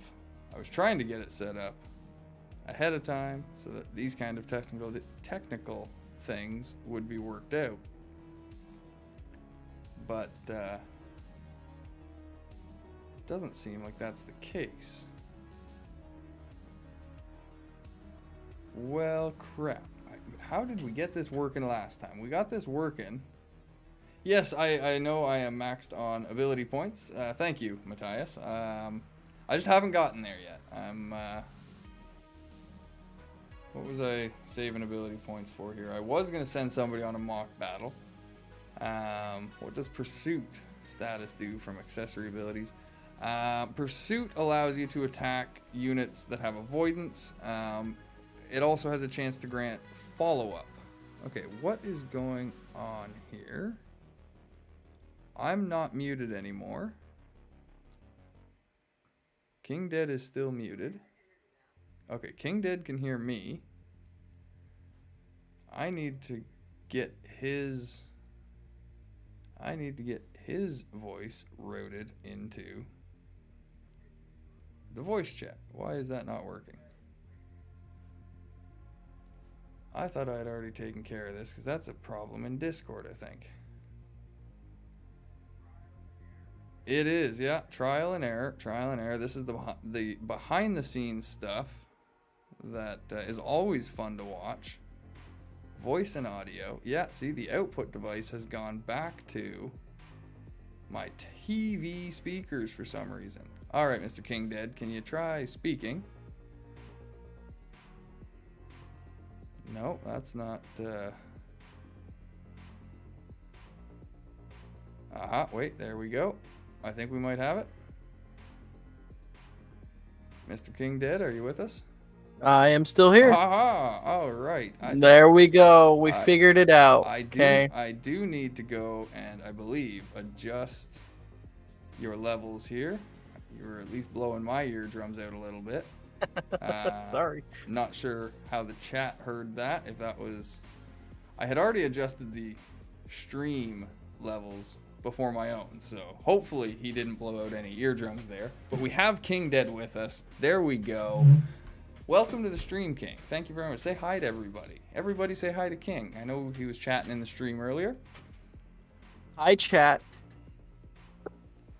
Somebody told me that they added Rise to War on Twitch, and I'm actually trying to... It's there. Ah, nice. Excellent. I'm gonna get that switched over tomorrow. Make sure we've got some accurate titles then. I just updated mine, switching off of War of the Ring. Yeah, there we go. Have you tried turning it off and on again? That may fix it. That's basically what I had to do. I'll just throw the PC out the window. That'll probably fix it. I mean, technology, man. It was supposed to help everything, and like I said, it was the same issue that I had last time there, King. That's what I just remembered, where I had to go into Discord and change it because your voice was coming through my TV speakers, which is just a no-go. That's no good for anyone. I can't even hear stuff. You just wanted to hear me in high definition. That's what it is. I can't even hear stuff coming out of those speakers, though. Like sitting right in front of the dang thing. So alright, you gotta invest in surround sound. Yeah, man. Yeah. So the first question I wanted to ask you, King, just to help chat get to know you a little better and your experience with the game, how long have you been playing, roughly? Lord of the Rings, Rise to War, or The Lord of the Rings, Rise to War, as we should officially call it, since we are fearless pioneers, for anyone in the chat that doesn't know either. We are official content creators for the game with NetEase, as in the Fearless, we both are now. The Fearless Pioneers program. So that's fun stuff. It's exciting. But yeah, how long have you been playing the game roughly? So I've been playing since the second beta now. So I joined, I want to say the second week that the beta was open, and then it like quickly ran out of space. So I actually got lucky. Nice. Yeah, the servers filled up quick, that's for sure. I know all my friends wanted to join and they couldn't because they just couldn't get in. Yeah, I know there was a lot of stories like that where, some people and their friends didn't find the game at the same times, and even if you found the game and maybe waited a couple hours to tell a friend, that may have been enough time that they couldn't get in or just couldn't get in on the same server. You had to act quick sometimes. I have someone here telling me that he was going to tell you that they added Rise to War on Twitch, but you haven't validated your Twitch yet?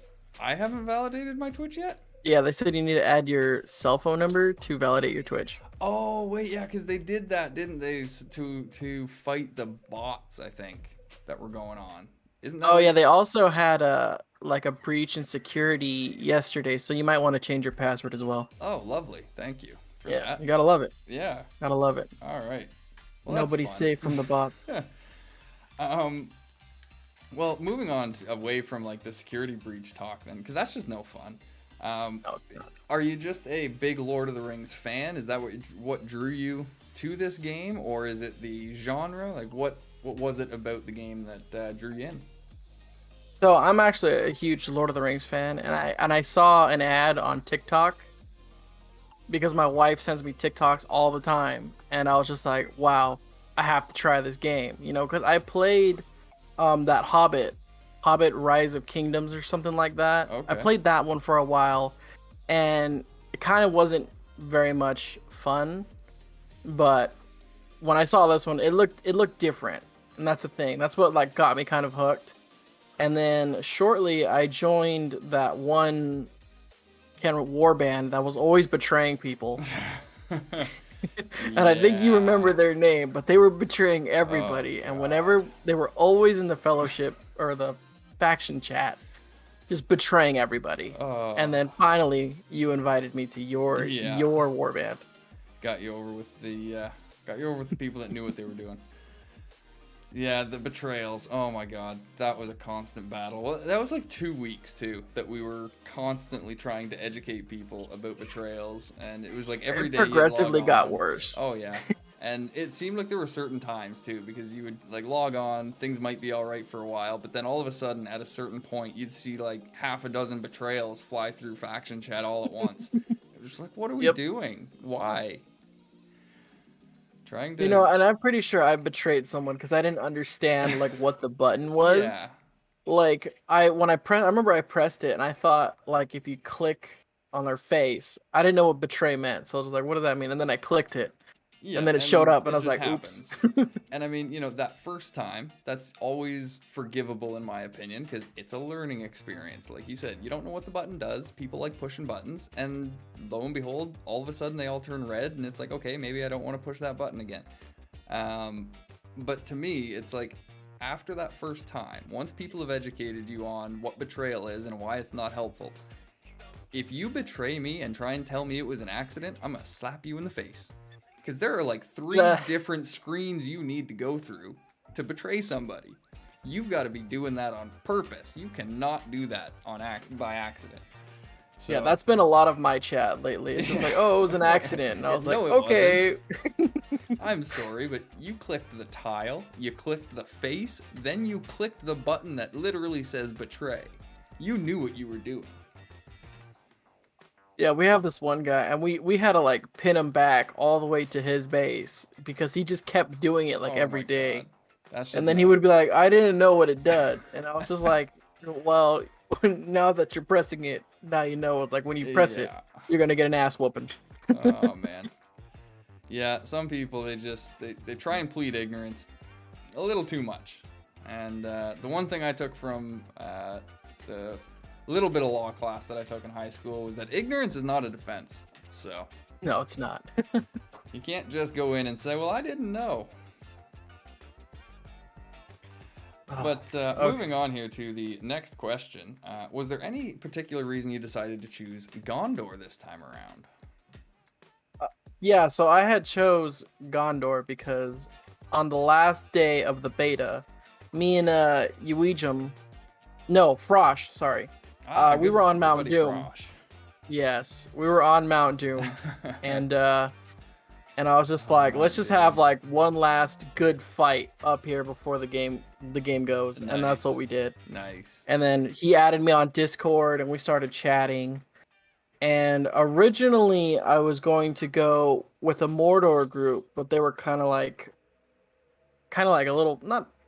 It didn't seem like they knew what they were doing, and I remember what you were telling me about like how if you go Mordor, you're basically putting yourself at a disadvantage. Yeah. Because it's gonna be, what is it, 4v2? We kind of see here how the evil factions. Like I said, Isengard surprises me on my server how good they're doing, but sorry, interrupted your story there.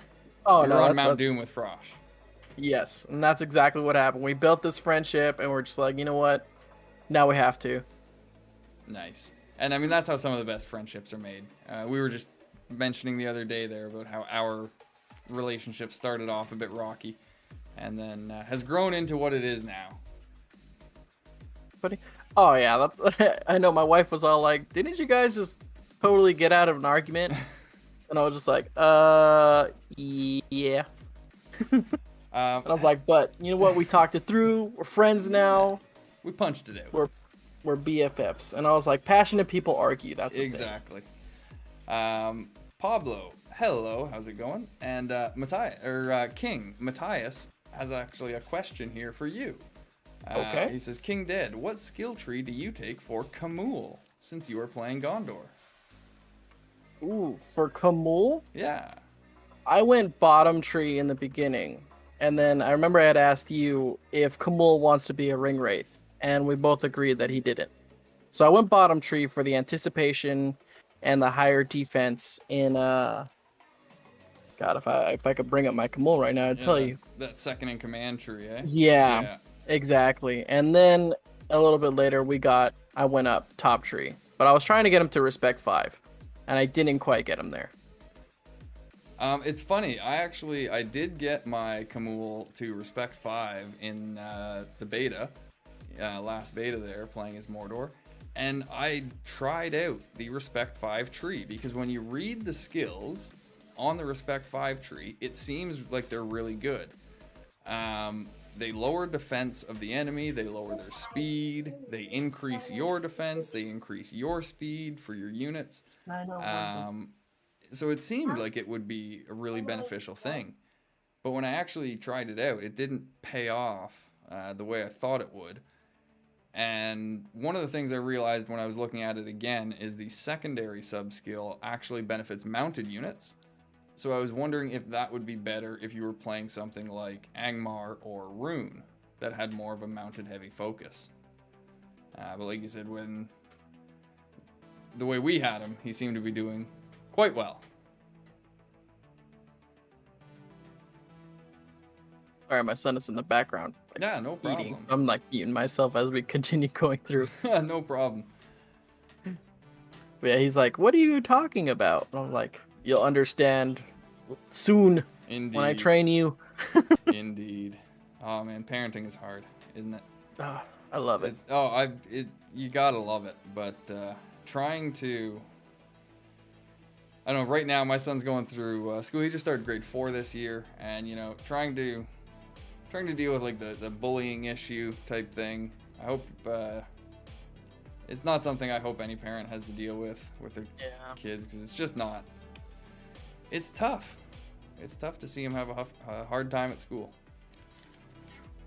Kids are vicious nowadays. Oh, like man. it's kind of crazy. Yeah. Ruthless. Ruthless. Yeah, there you go. That's the correct answer right there. Ruthless. So moving on here, who is your main or favorite commander? Whether that be right now, if it's your favorite commander, that could be from the betas or whatever, but who's either the main commander you're using now or your favorite commander overall, or both? Okay, so I heard you talking a lot of smack about Legolas earlier. He's a discount Haldir. I have respect 5 Legolas, which I'm very proud of. Nice. Because I actually got 2 invitations from him. So yeah, I was like, all right, that's it. Now that he has that he's dwarf really friend. Yeah. Yeah, now that he has dwarf friend, he's OP. I would it's a tie between Legolas and Gimli. It's a tie though. For your favorite commander? Yeah, because Nice. I mean, I have Gimli at respect 1, but I mean, he just kicks butt, man. Oh yeah. He just takes names. I love using him.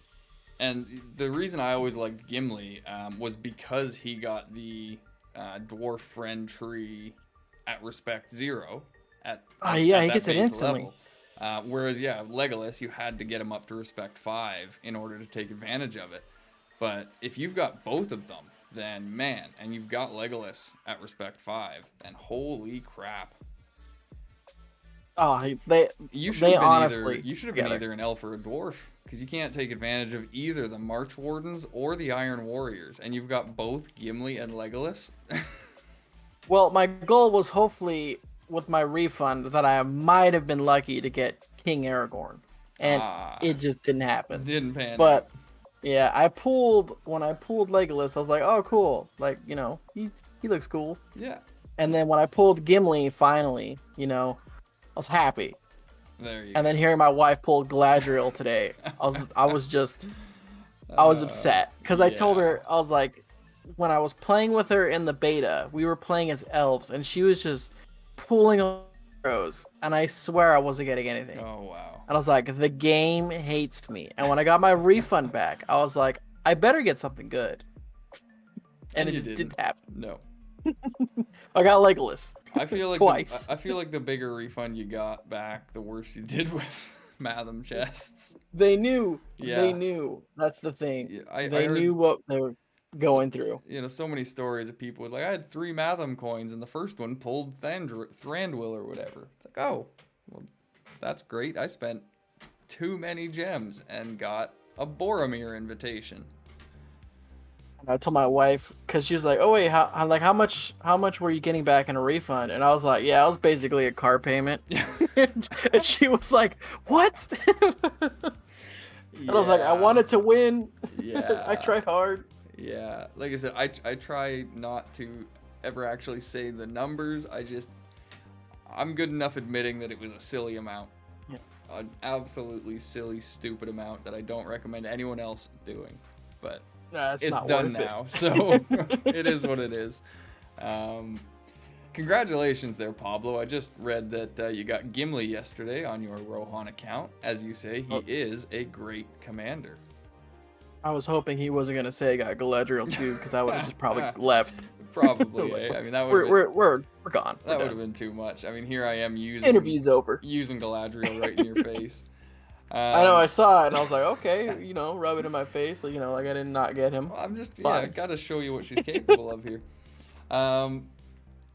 So following up with that last question, who is your main or favorite troop composition or troop type for? I mean, I guess it would be for Legolas or Gimli. I imagine it's going to have to do with elves and dwarves, but yeah, what's your favorite composition or troop type? So I've been using, for Legolas, I've been using the Guardians, and then I've been using Bow Knights and Sentinels. But yeah. with my Gimli, I was trying something. Well, not with Gimli. Sorry, I was using with my Gandalf because I have Oathbreakers.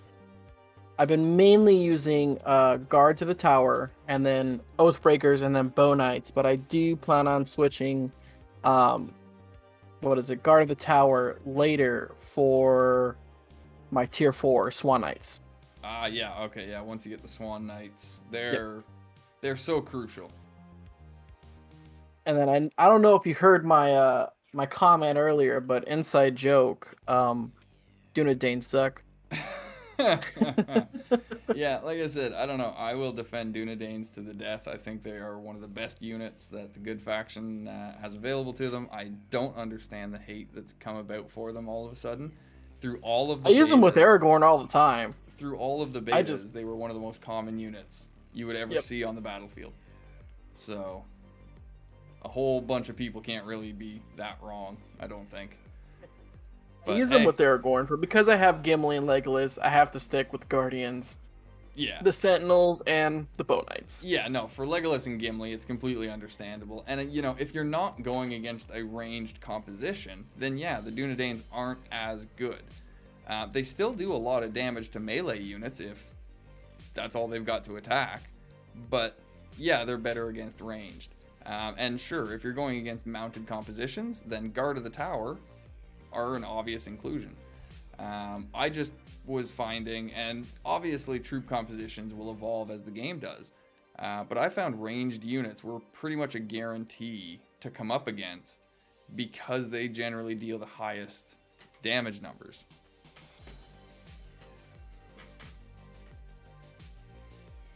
I'm answering questions here on my stream too. No problem. Multitasking. I know. I was like, I told everyone I was gonna stream at 9, and then I was like, I told you 8:45. Oh like, crap! okay. This was supposed to be like a 15-minute thing, and now I'm keeping you. No, I'm fine. I'm fine to co-stream like this. Well, too bad it's not. If you weren't maybe on Twitch, but you can actually have them side by side and then same chat. Oh wow. But Yeah, that's for like that's for a different day. Yeah, we'll work on that. That'll be like the That's for our improved- Halloween special where There we we- both dress up as our faction, and he has to have a horse on the stream. Now, you are a bugger, King, because, like, you just committed us both to that. You should know that you can't go out and say something like that to the internet without them holding your feet to the fire. I'll commit to it. If I have to buy like a camera to show my face now, No. you have to get a horse. Okay, Like, that's it. You know what we do, King? Because you've got horses as well. I will go out and I will buy the front half of a horse costume. You go out and buy the back half of a horse costume. And we wear them on stream, on that side-by-side stream, and we make a horse on stream. How's that sound? That's what, that'd be perfect, and we have to wear the helmets as well. So God, you wear this is getting complicated. It is. It's gonna be crazy. Like I'm prone to crazy things because I have to buy a camera. People have been trying to get me to buy a camera for years, and I've been like, no, not happening. Gotta happen, man. If you're gonna be a content creator, if you're gonna be a streamer, you gotta get yourself on camera. I know, and I was like, you know what? I did just fine streaming Destiny without the camera, and now everyone's all like, get the camera, and I was like, well, I don't want to. Well, I will let you get back to your stream here soon. I got a couple more questions. Well, just one more question for you, really. Basically, just an open thing. Just want to get your thoughts on the state of your server, the state of the game in general. Any improvements you think could be made? What you like, what you don't like. Okay. So first thing I want fixed in this game is for them to get rid of the betray button. Yeah. That button right there caused me so much pain in the first week of the game, and it still does. It still causes a lot of issues, and players don't understand it. We really don't need it. If people add it in late game or something, but it's just not necessary. Yeah, I agree with you there. It's one of those buttons that just needs to be removed almost immediately because it causes so much problem. The state of my server, let's see.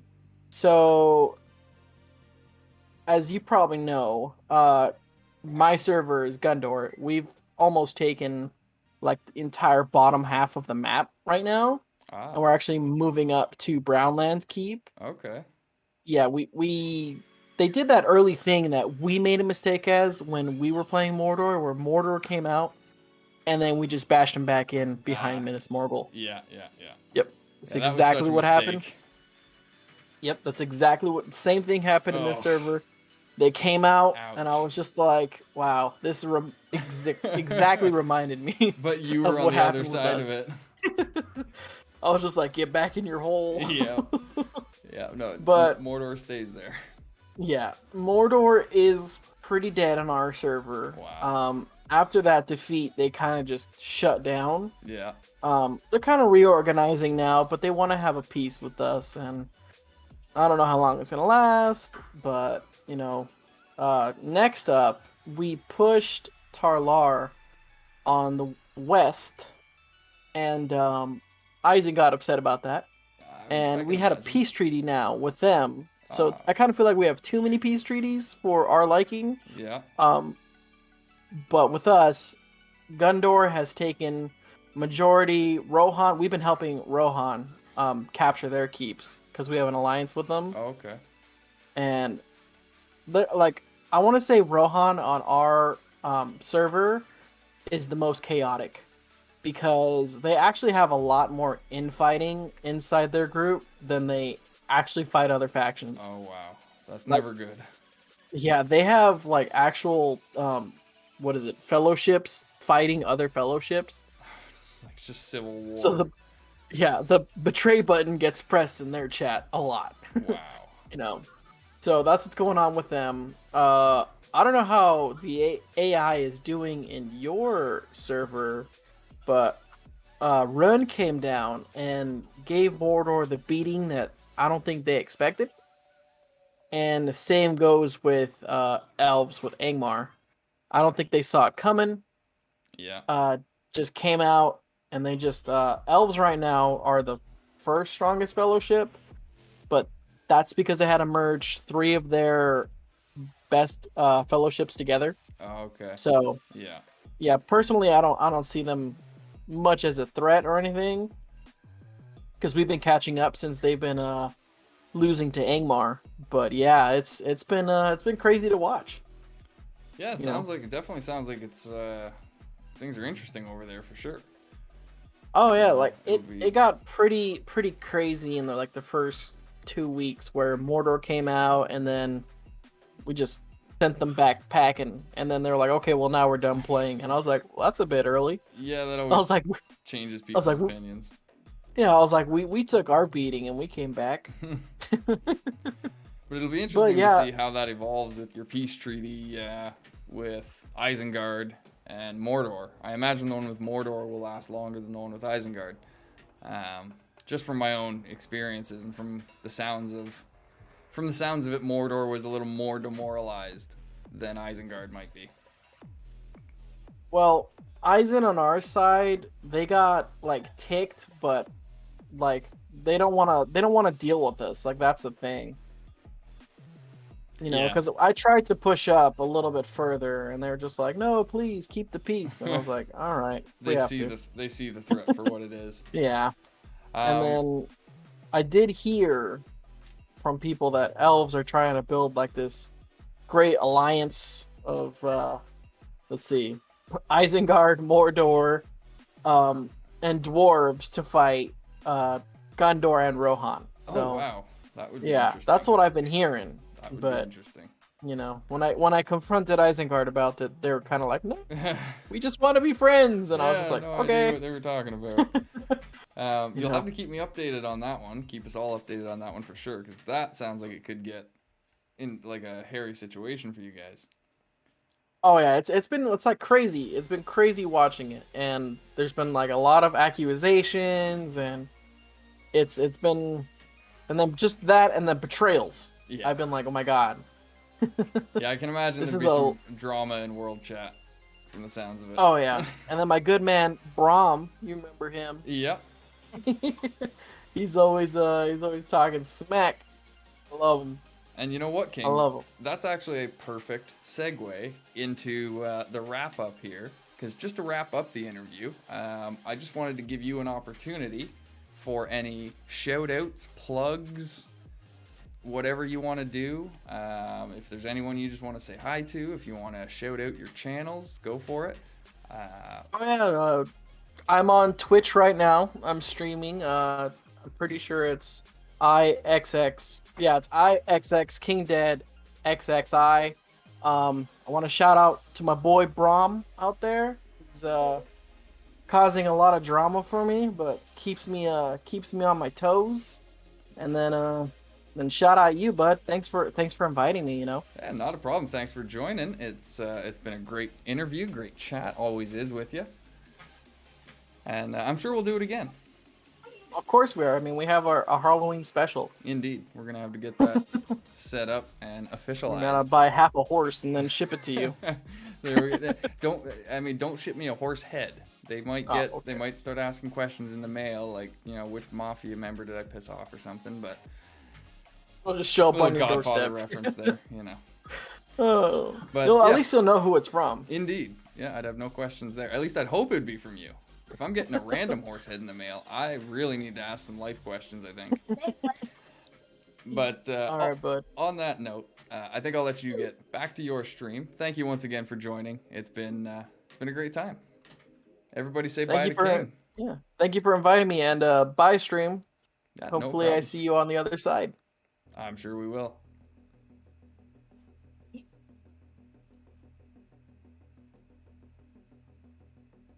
Alrighty.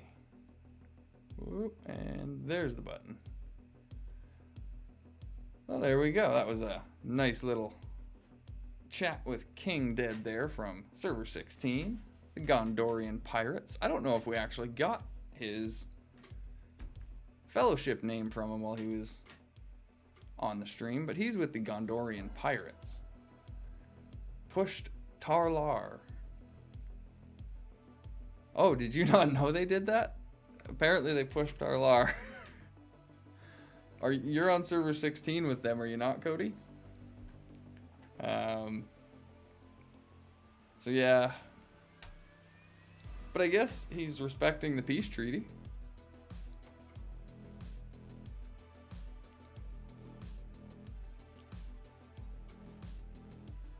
Sounds like you guys have some interesting potential alliances being made over there, though. So there's still some hope. That's for sure.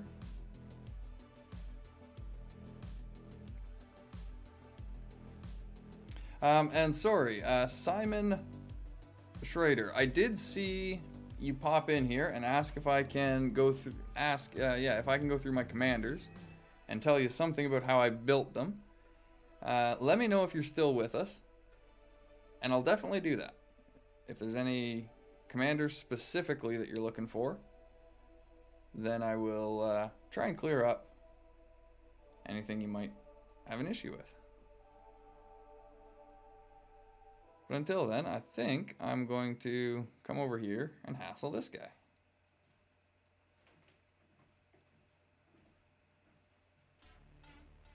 How long is it going to take Eowyn to get over here? Fort is already full. That's just no good. We need an upgrade. We need to speed up that upgrade. Now we can move Eowyn over here. 20 minutes. It's going to take Eowyn 20 minutes. Hello, Rainbow Pit. How's it going? Welcome back to the stream. You just missed King Dead. We had him on, doing a little interview with him, just chatting, having a good time. Seeing what the state of Server 16 was like. His thoughts on the game and all that. Oh, it sounds like we got some... Looks like we might have some drama going off.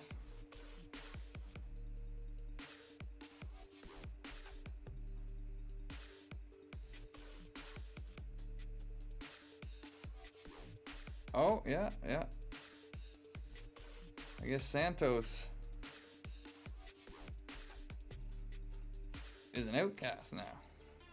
People think he quit. They don't say his name anymore. He's dead to them. I guess the hero that was Santos. Oh God, why do you have Shield Maiden? I hope that's... I mean, other than that, it's a good-looking Eowyn, though. Jesus, doesn't even have any strengthened or refined equipment. That's a respectable-looking Eowyn for what he's got. Yeah, he's got... I doubt he's got respect 3. No, he's got respect 3. But I doubt he's got respect 5, which is why he's gone the way he has. And yeah, it's a decent looking Eowyn. Nothing wrong with that Eowyn at all. King Dead, he sounds important. No, he's not. He's definitely not. No, he's a good guy. Like I said, he's playing over on server 16 with Gondor. He's a fellow fearless pioneer. He's a content creator for the game, like myself. He's actually streaming on Twitch tonight. So in about half an hour, when this stream ends, if anyone here just hasn't gotten their fill of Rise to War tonight, then you can hop right on over to Twitch and just search up King Dead. I think, like you said, it's capital X, lowercase x. Like, I can probably go and do the cool thing here and be all like, where's the thing with the thing?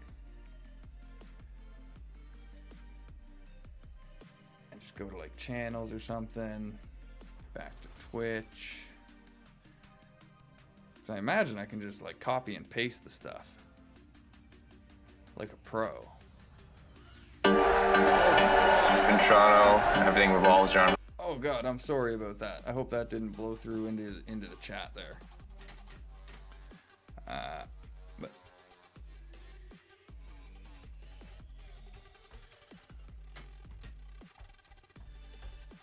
there we go. So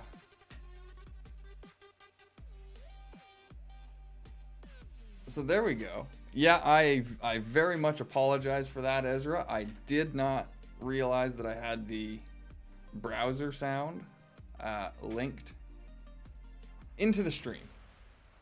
But as soon as I heard it coming through the headphones, it was like, oh god, if it's coming into the headphones, it's going through to the stream. Because I monitor the stream sound, not my personal sound, for just that reason. So I do apologize. I hope I didn't deafen anyone. I damn near deafened myself. But that is King Dead's channel on Twitch. So as I said, in about half an hour or so, don't go leaving now. Just stick around. We still got like half an hour of the show here. Got Galadriel gonna be attacking this guy.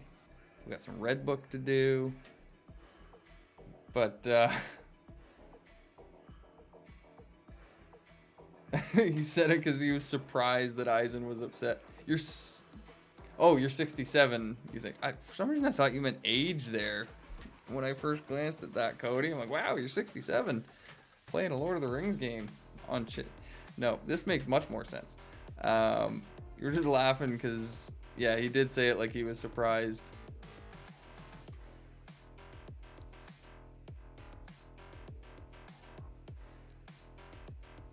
What did you think? They were going to be welcome you with open arms or something?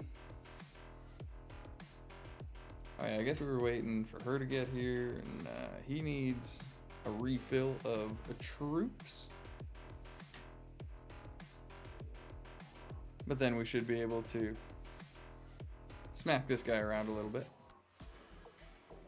Because why not? We're not doing anything else. Our bow knights, the best ranged for Eowyn since they're mounted. Yes, Shane Penner. You're hitting it right on the nose there. Because they're a mounted ranged unit, they're the only archers she wants. I mean, them or cavalry archers, I guess, if that's what you've got. But like for me, I run marshals, cavaliers, bow knights is going to be my setup for Eowyn. Right now, I've only got the bow knight or the cav archers and the cavaliers because all of my marshals were on Theoden. Actually, yeah, I had sent her, that's why it's taken her so long, because I had sent her home because I was going to retool her troops as well as Theoden's troops. By the way, is Dwaylen any good? Asks the Rainbow Pit. I'm using him as my 4th commander still, but I'm not sure how to build him. I think focus for him might just be a skip. Yeah, you don't really want to invest in his focus. He can be a really high damage dealer if you invest in like his top ability tree, experienced warrior, I think it's called. You invest into that, and then you invest into Durin's blood. The whirlwind and all-in skills do really high amounts of damage. Yes, Shane. Theoden over Eomer. Theoden is king. Yeah, no, he needs... Eowyn needs to come back.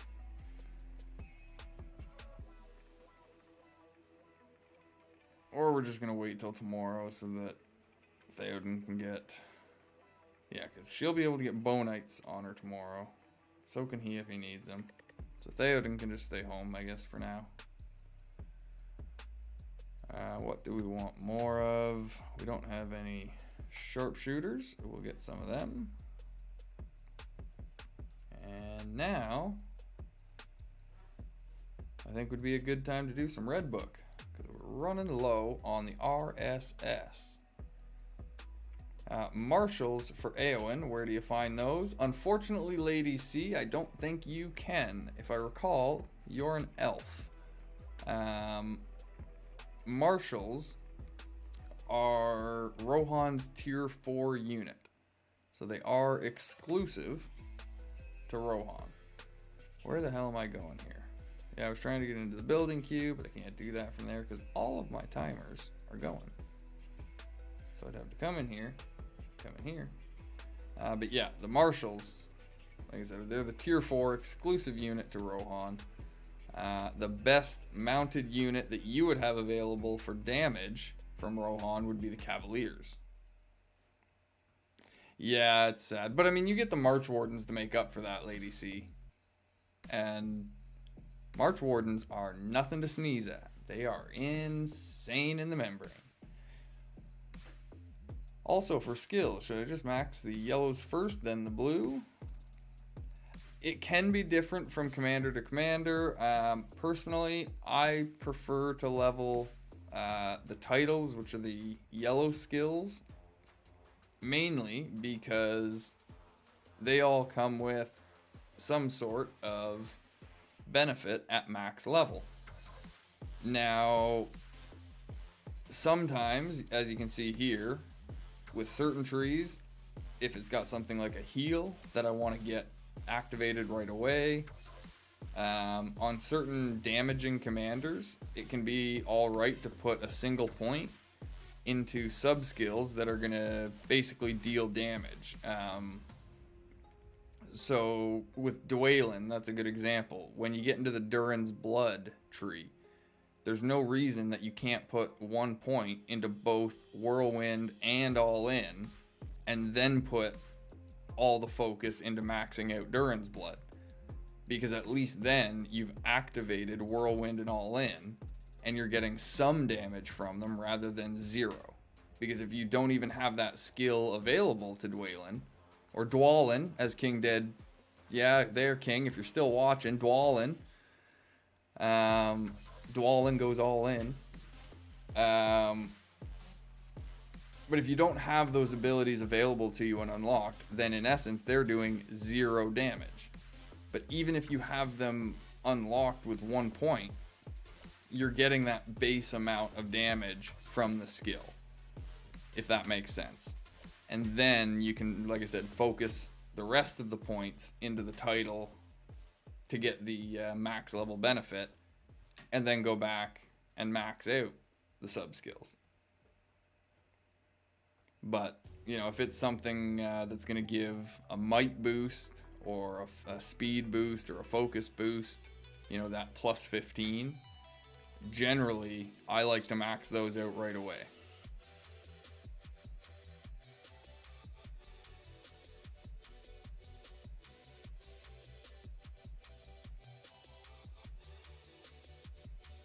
Alright, yeah, we said we were going to do some Red Book, didn't we? Because we're waiting on other stuff, so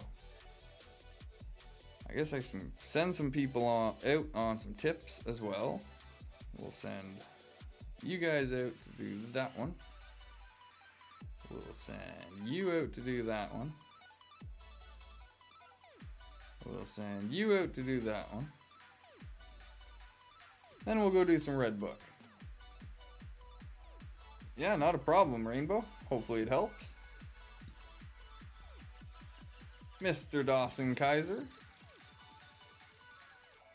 Not sure if you're still doing Q&A, but was wondering if you could recommend a general PvP army comp for fighting the good factions as Mordor. So it does kind of depend on which good faction you're fighting. If you're fighting Gondor, then I ended up using, as Mordor, I ended up using Mountain Trolls, Crushers, Reapers, Snipers. Those are kind of the main units that I would make use of. Ravagers, once I unlocked them. But the Ravagers would kind of only go on certain commanders. Someone like Agzok could use Ravagers really well. The Mountain Trolls and Reapers, they would go on someone like Kamul with Anticipation and the second in command tree. But if you're going against like Elves, then you want to go more Snipers because they prioritize ranged units, and Elves are probably going to use more ranged units than they are melee.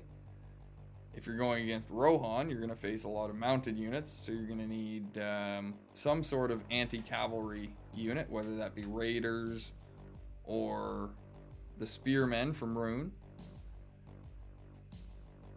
So it's unfortunately it's hard to say that there is one specific composition that is, you know, the go-to composition. There's a lot of factors that go into it. What commander you're using, what faction you're fighting, what troops they're using. But like I said, the main units that I listed off there, like I said, Mountain Trolls, Reapers, Crushers, Snipers, Alchemists, Ravagers. Those were all the main ones that I tried to recruit more often than not. Things like Raiders and Spearmen, I recruited them when I expected to go against... Oh crap, this is probably not a good idea. But I saved them and recruited them for when I thought I might actually need them.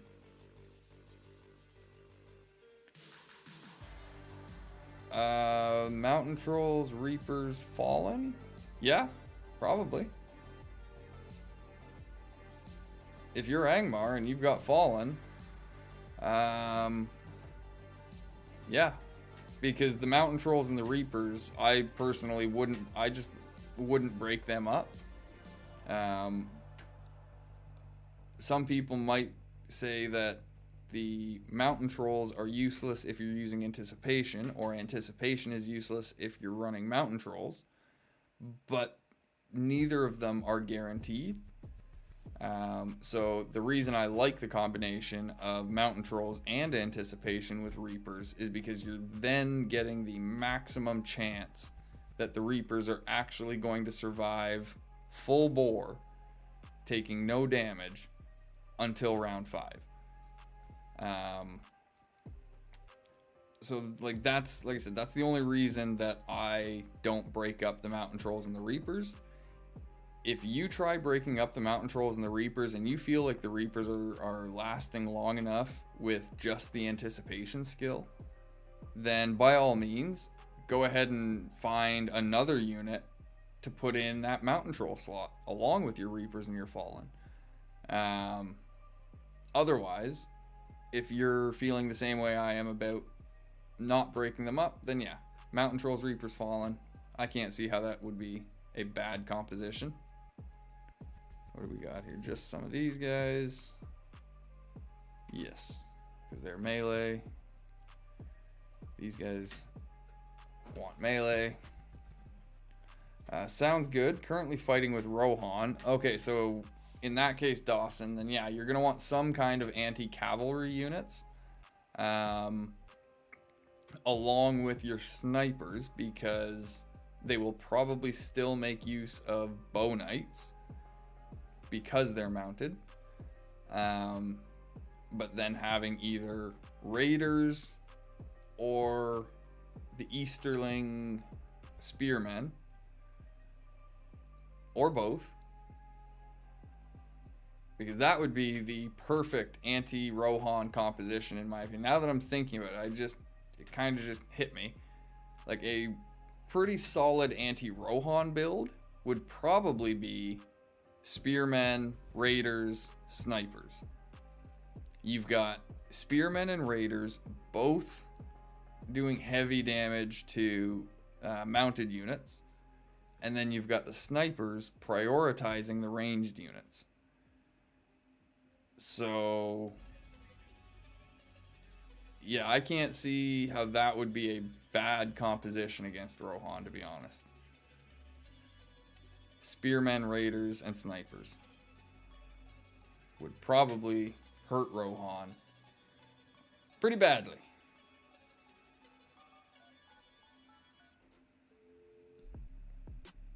We got bow knights and sentinels here. Do we need the bow knights for anything?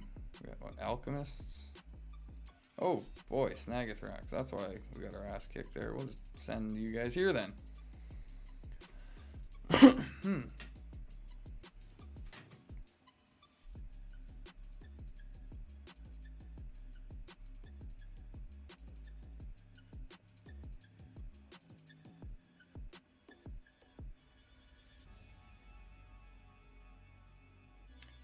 Yes, Matthias. Alchemists are good regardless of that. Because of the ability that alchemists have, once you get that to max, they deal 300% burn damage, I believe it is. So even having a variance of 1 to 17, normal attacks, like I said, deal 300% burn damage. That makes this pretty crazy when it actually hits. Like that's what, 21, 30, that's 51 damage. If this actually hits max. So they deal a lot of damage regardless. But then yeah, if you can get them with Gothmog, who guarantees that they're hitting that more often than not or every time, oh yeah, that would make them really good. Because these are an underappreciated unit in my opinion on the evil side. I was one that fell victim to that myself. I looked at this variance and I didn't like it. I thought the Corsairs would have been a better choice because they had less of a variance. They did burn damage as well, but they also had avoidance. Their burn damage though is way less. It's like 156% I think at max, so it's just over half. But the other thing that makes Alchemist great is their 30 siege damage at base. So you pair this up also I think with Gothmog, because I believe Gothmog has the Grand ability. That would boost this. A maxed Grand would boost this to 58 siege. That's insane. But yeah, Alchemists on an Ugthak because he increases burn damage. That's a really good combination.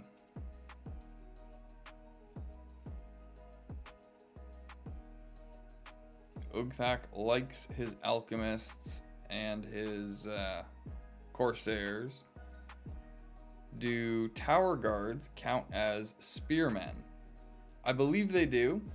If you go into their unit page and check the abilities, I'm pretty sure they have the anti-cavalry training as part of their skills.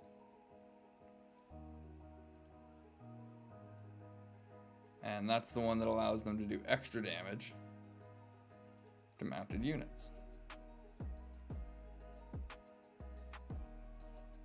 I don't know if anyone's got them here for me to check. Of course not. That would just be too easy, wouldn't it? Alright, so we've got mounted melee and some ranged units. So I guess we're just sending... I don't really want to...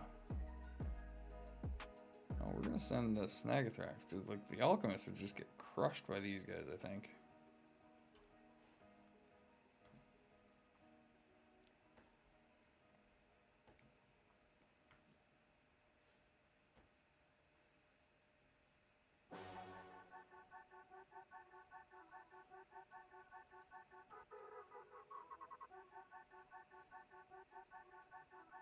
And now we want the snipers.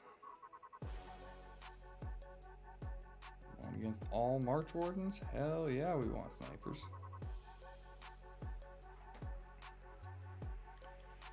Awesome, dude. I appreciate it. Also, loving the streams. Keep up the good work. Thank you very much, Dyson. Dyson? Wow. Dawson Kaiser, thank you very much. I appreciate the kind words. I will definitely try and keep it up. Always trying to make some, slight improvements. Keep things fresh and entertaining and engaging. If you guys liked the changes that I made tonight, if you liked the guaranteed, Q&A and just chatting segment at the beginning, if you didn't like it, if you did or didn't like the interview with King Dead, feel free to let me know, whether in the chat, in the comments afterwards.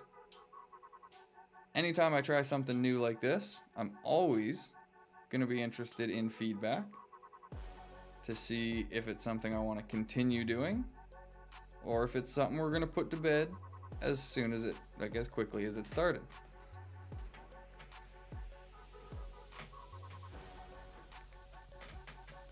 But I just felt like doing something different than just a normal sit and watch me play the game for 3 hours stream. I wanted to bring some different stuff to it. So like I said, felt like trying this stuff out tonight. Do we have enough to just take out these? Probably not, to be honest. It's 1,750 marshals on a Theoden. Probably not. Like, I don't feel confident. So we got 2,000 of them. I think we're gonna want to send these guys. So let's see what kind of damage this guy does. Not enough. And now Snagas and Berserkers. You go finish them off, hopefully. This is going to be a painful one. You can do it. I believe in you. Oh, God.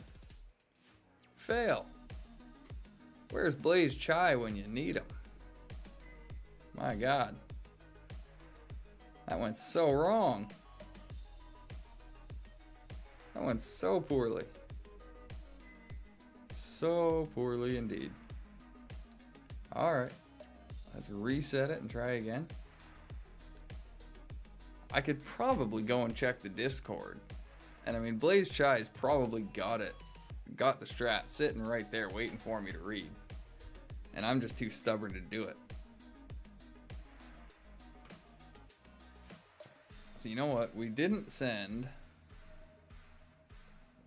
it like this before. Let's try this. See, I knew the alchemists were going to get hit hard there. It was really painful. The snipers didn't take as big a hit as I thought they would, though, so.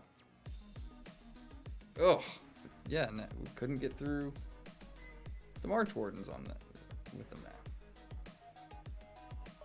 God damn. How many are left? 617 are left. Alright, so will this guy be able to get through both of these if he's full health? Because he could probably take this guy and this guy out. But I can't see him taking all three of these out. before we're able to. Huh. What did I do? My friggin' mouse is like half broken and I just bought it not that long ago. Keeps double clicking when I click. Alright, well, that went alright. Do I think we could take out 3,000 Dunedains? Let's try it. Let's friggin' try it. You can do it. I believe in you. We got no yeah, there we go. Alright. So if anyone's struggling with this one, I may have stumbled my way into the strat. Because now we're going to be doing this. And sending them right back over here at Theoden. And this should do it. I can't see Theoden standing up to this. Even as beastly as he is. Yeah, that took him down handily. Handily.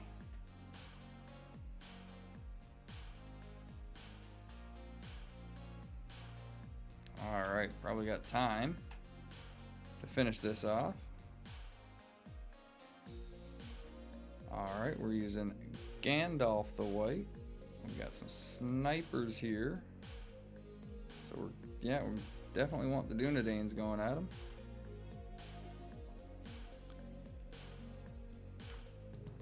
Fucking King saying Dunedains suck.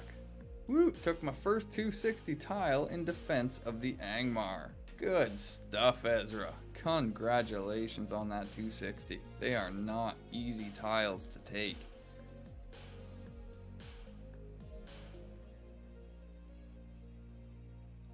I'm able to take 230s kind of comfortably now. I still don't like the losses that I take hitting them, but I can take 230s.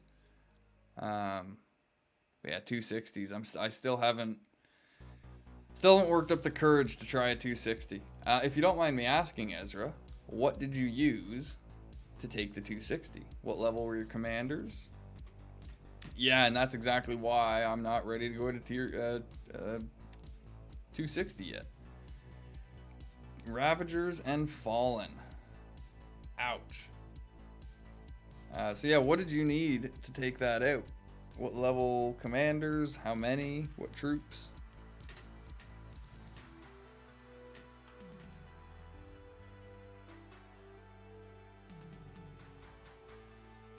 Alright.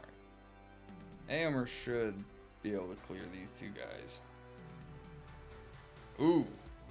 Maybe? Yeah, he should be able to. These are the only two guys I got, so.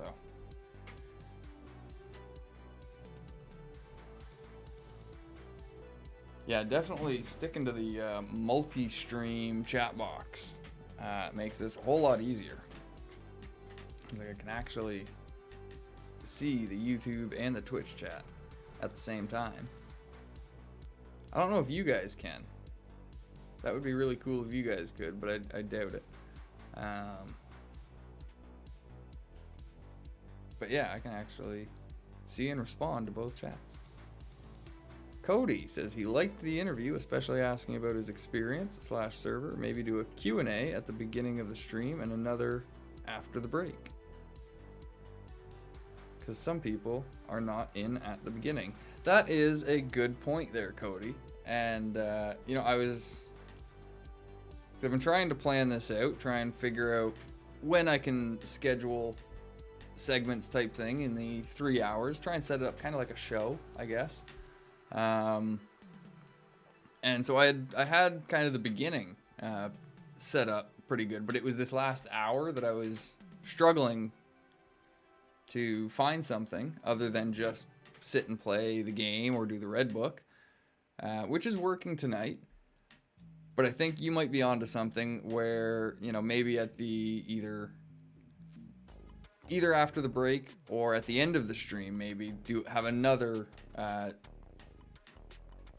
of just chatting Q&A wind down session to give any late any latecomers, anyone joining near the end, the opportunity to get some questions in.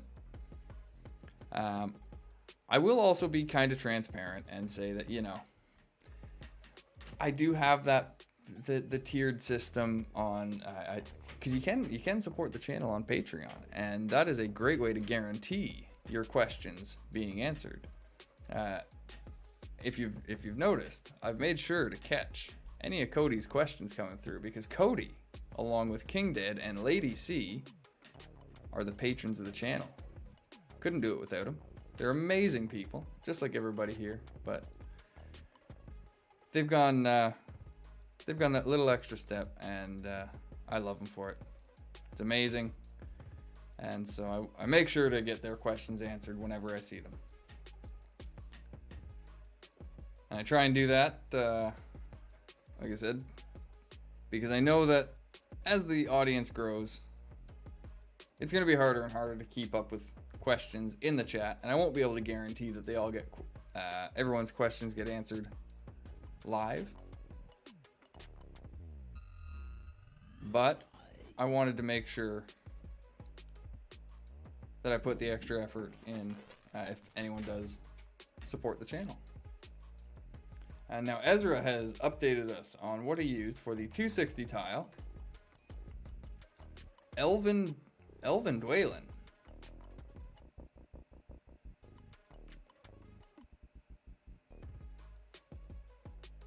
Elven Dwaylen? 34. Oh, you're Elven. That makes sense. Yes, okay. I gotcha. Level 35 Dwalin. King's gonna be laughing again. Because apparently, he finds it hilarious that I call him Dwaylen. It's just a thing. I like Dwaylen. Used. Well, thank you very much for that follow. We do appreciate that. Get Swifty 94. If you have any questions about the game in the last few minutes here, while we're winding down, feel free to throw them into the chat. But we had some Guard of the Tower, some Sentinel Archers, some Cavalry Archers, a level 40 Aragorn with Guards, Cataphracts, and a Haldir 38 with Bearmen. Okay, yeah, Cav Archers and Archers. And yeah, that doesn't surprise me that you needed that kind of lineup. So anyone curious about what it takes to take out a 260,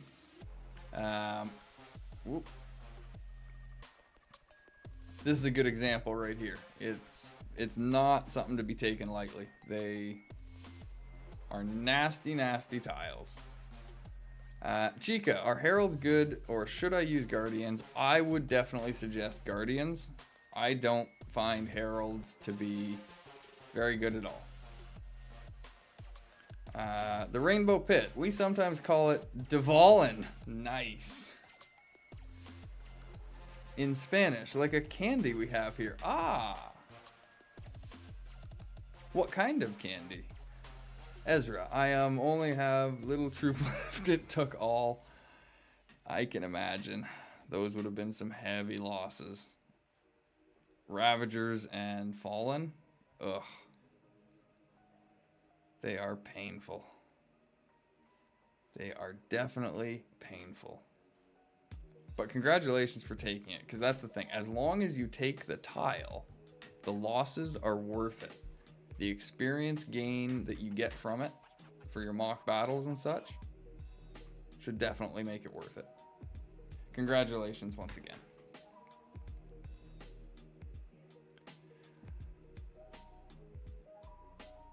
All right.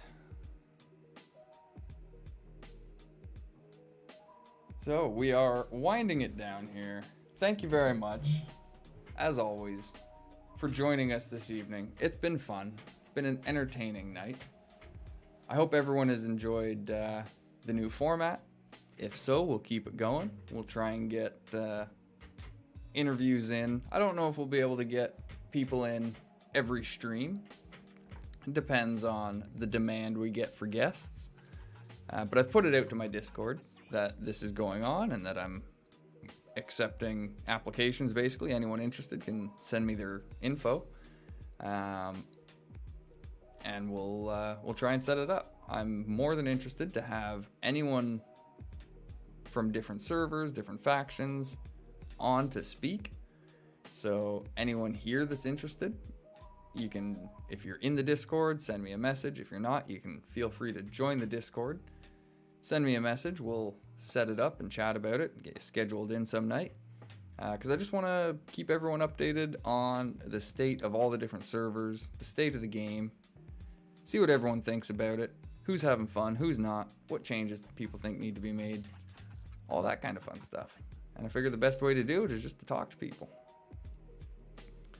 Rainbow Pit. It's like if Nutella was sold in a little 16-gram packet, and half was chocolate and the other half was vanilla or strawberry. Ah, okay, cool, neat.